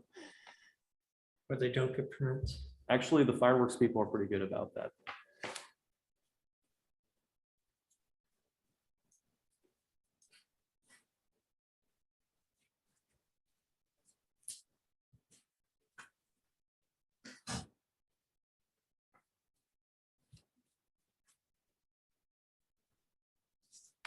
Okay. So I'm looking at 10.045. Wall signs.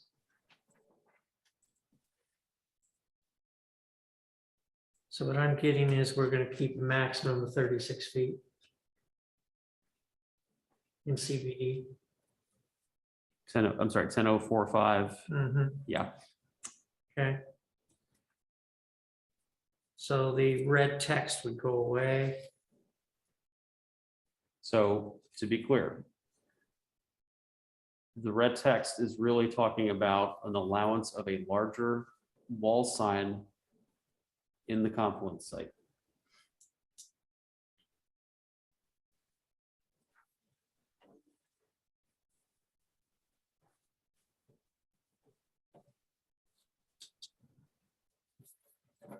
using that figurative hotel example.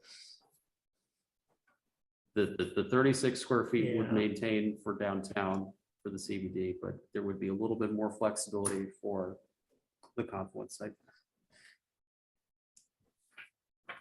Well, can we spell that out a little bit better, maybe?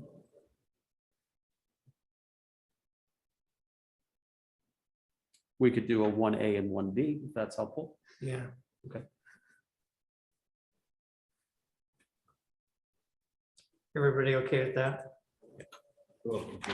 Mhm.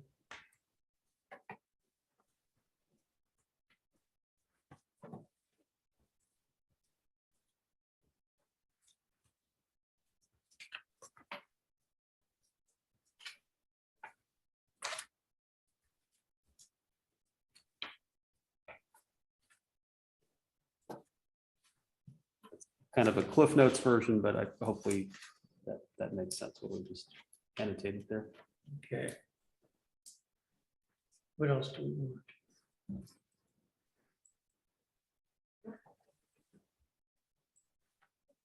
And you covered the dreaded feather signs in your flags.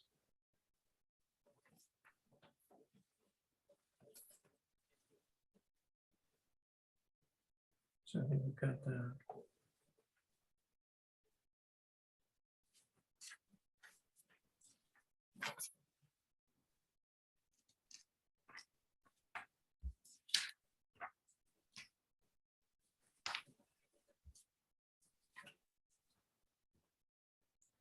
Good job. This is a hard one. Do we want to address the portable sign calculation? We can clean up that. I think Commissioner Wilcox called that out too. Mhm. Yeah.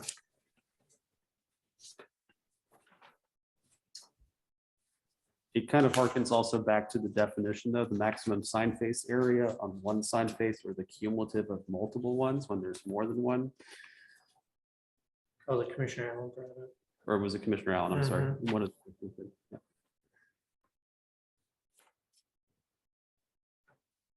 Being sign face area. Yeah.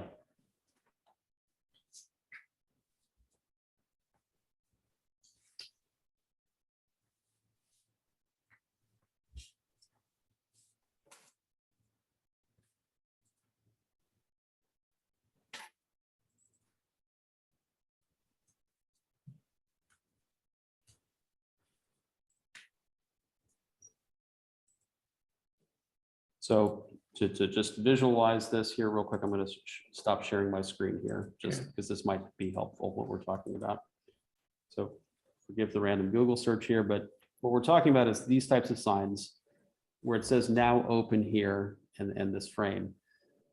What you're staring at would not exceed 2 by 3 or 6 square feet. But because this portable sign has two faces, since it's standing on two legs, there's a sign area on the backside too. So what we're saying cumulatively, this sign as it stands right here should not exceed 12 square feet. Six square feet on one side, 6 square feet on the other. And that's 2 by 3, basically. That's 2 by 3. Yeah, does that work? Okay for everybody? But then you have signs, although you wouldn't see this really outside a lot, but we have signs like this too, where it's front and back, and it's not an A-frame type Yeah. situation. A lot of those. What we're basically saying is don't exceed 2 by 3. Mhm. Probably okay.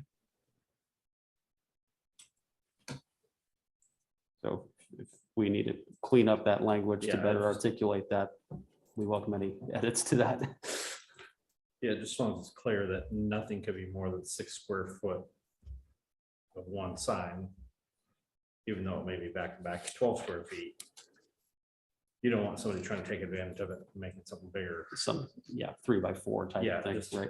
It just, Someone will. yeah, it just doesn't seem super clear, I guess.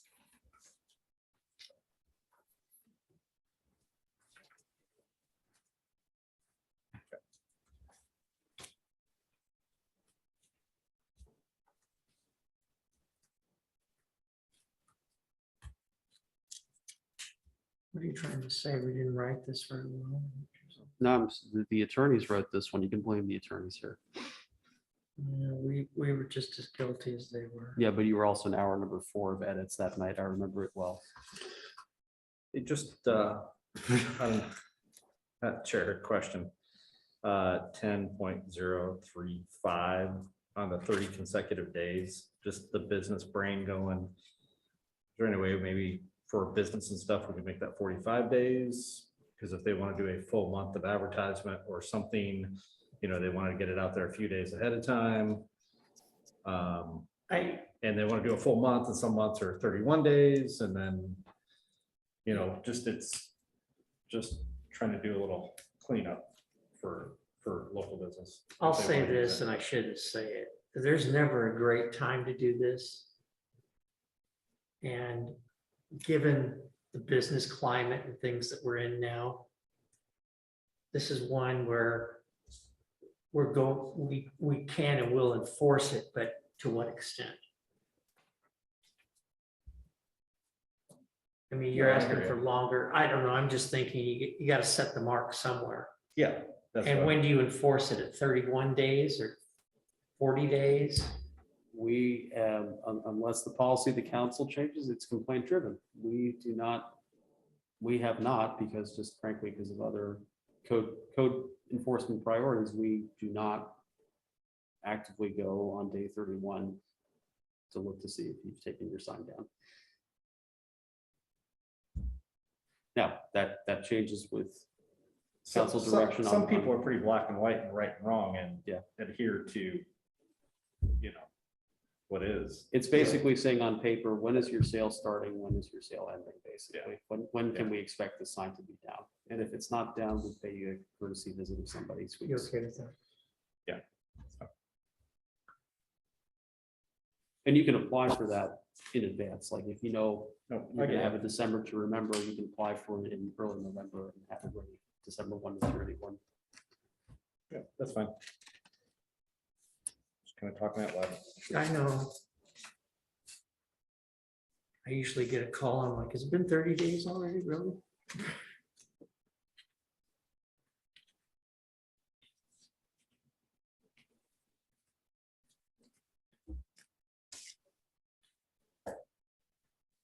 Chair, Yes, Commissioner Mamone. um, I was wondering this bullet number 3, if there could be some value about splitting the sentence. Temporary sign should be valid for a period not exceeding 30 consecutive days from the date of approval.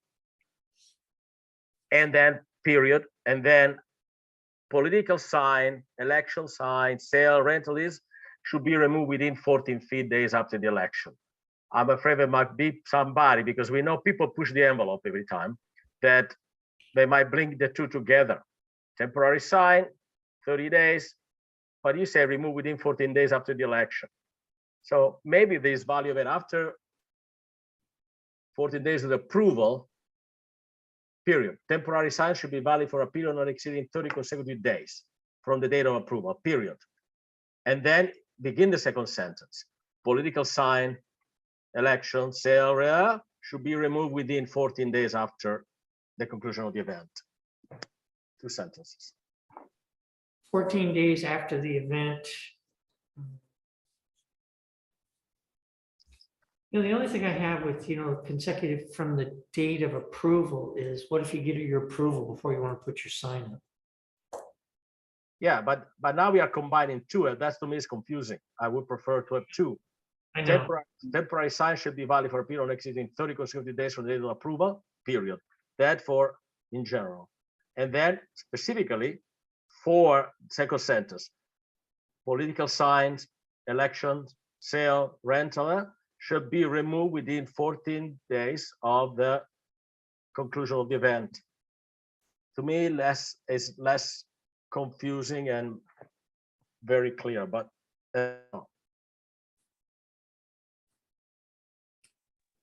So to your point, Mr. Chair, would it be better if we say from the effective date? So for instance, if you did what we talked about with Commissioner Wittrin's idea, like you have an event in December, you apply for the temporary sign permit in on November 10th. You get an approval, but the effective date of when your sign can be up starts December 1. I like the effective date term. Right. So you're gonna put on the application Right. when you're gonna. Yeah, put the when you, sign up. when is the sign expected to go up? When is it gonna go down? When it's going up is your effective date. That work? And the, Mr. Mamone, the red line that, or the red font that we added there, does that kind of accurately describe what you were saying? That it would be a separate, rather than and shall, it would be a period. Other than your approval should be effective now, right? Right.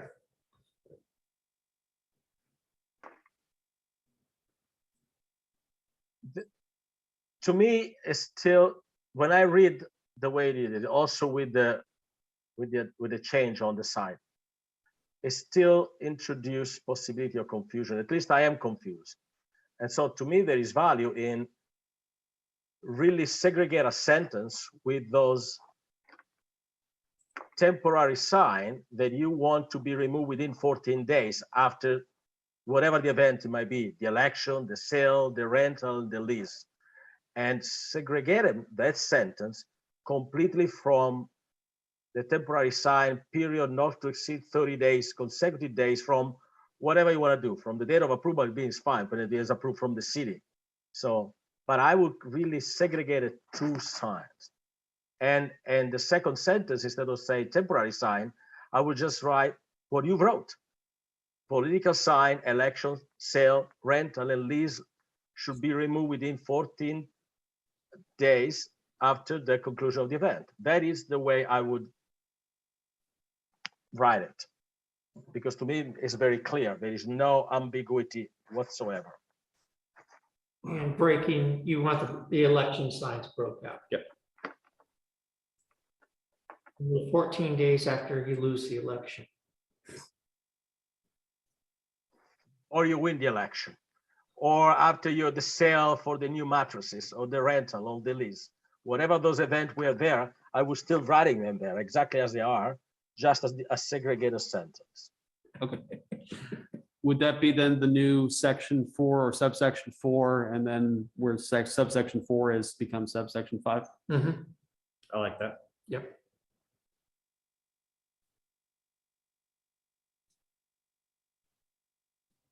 Commissioner Allen has his hand up, sir. Okay, Commissioner Allen? So when I read that, are we saying that political signs need a permit? No. No. Political signs of the typical variety are considered lawn signs and do not require a permit.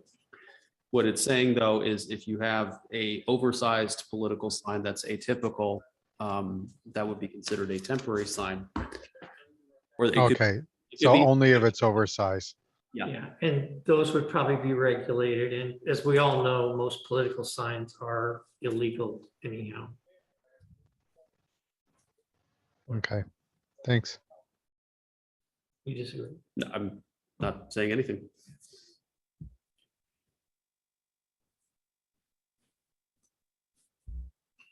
Okay.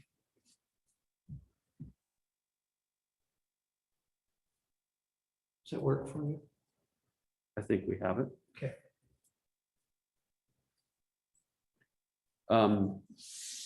Where we have this section here, I know you called it out in 10.035. There's similar language in 10.040 Mhm. and 10.045. Is it your intent that the changes you proposed would be in effect for those two sections as well? I would do. So date of effectiveness and then separate it. New line 4, new line 5. Yeah, that'd be okay. Okay.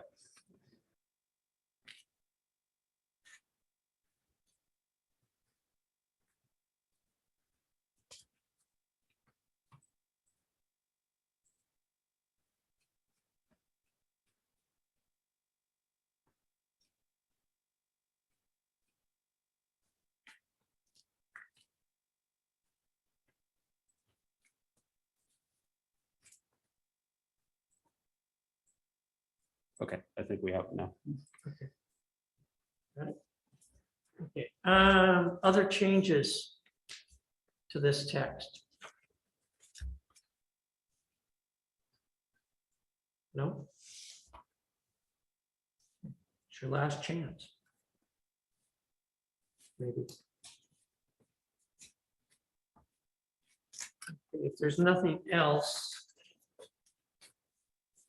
I guess we can bundle this one up and send it up the street.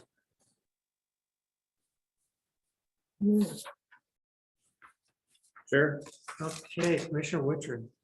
I make a motion that we approve the recommendation for 75-09 sign standard as amended. I second. Okay, got a motion by Commissioner Wittrin, seconded by Commissioner Prickett to approve the recommendation for 7509 sign standards as amended. Any discussion on the motion?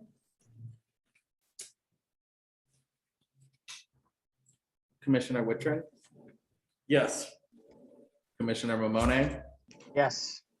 Commissioner Prickett, Yes, Commissioner Wilcox, No, Commissioner Allen, Yes, Chair Stephenson. Yes. Okay, that one passes. Your city council thanks you. And the matter will be before city council in January.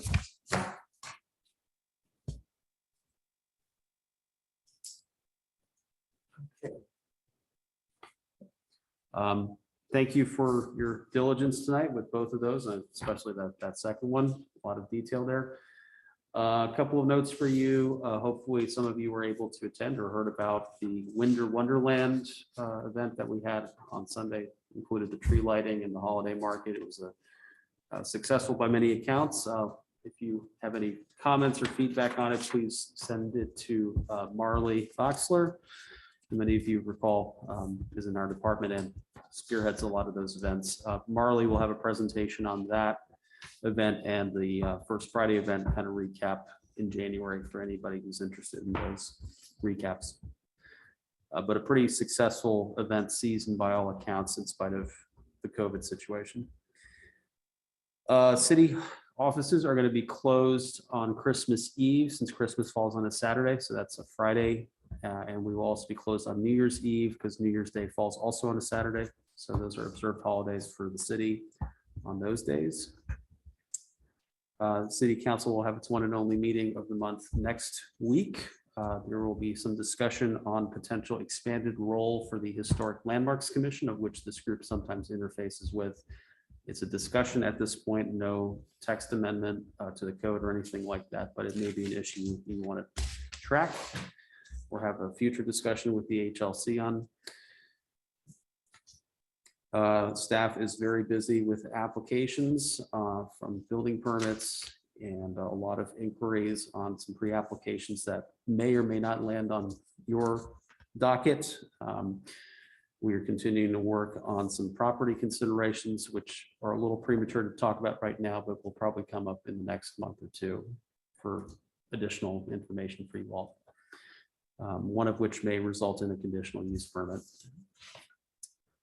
Beyond that, we wish everybody a very happy, healthy, and safe holiday season, a very happy new year. We look forward to doing a lot of work in 2022. 2021 has been very busy for us.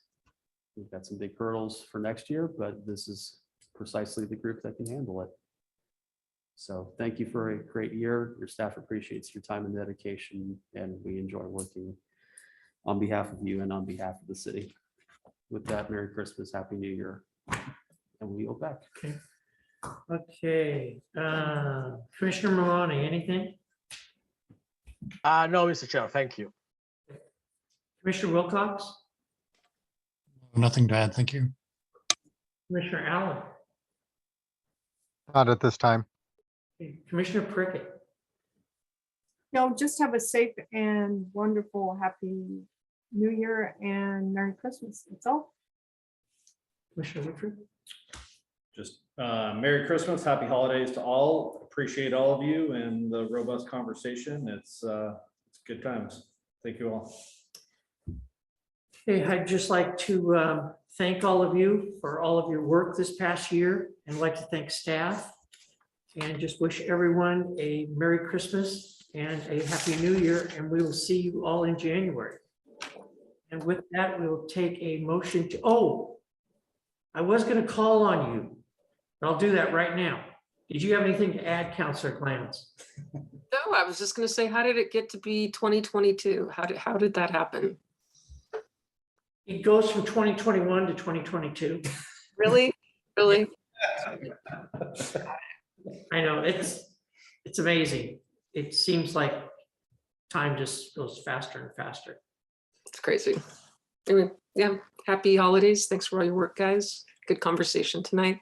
I tried to be good and not make any comments. Just turn the camera off and talk to myself. It's fine. It's all good. I will say this, and I probably speak for everyone, we miss you, I miss you too. and we enjoy it when you tune in with us. Yeah, no, it's, I really like that we have the Zoom option and I can listen in and Not have to come down. get stuff done too. So, Well, thank you. welcome here. Yep. Thank you, guys. And with that, I will entertain a motion to adjourn. Mr. Chair, I move that we adjourn. Okay, I'll second that. motion is second to adjourn. All in favor, say aye. Aye. Okay, opposed? Okay, we are adjourned. Thank you all. See you next year. Aye. See you next year. Bye, Sandy.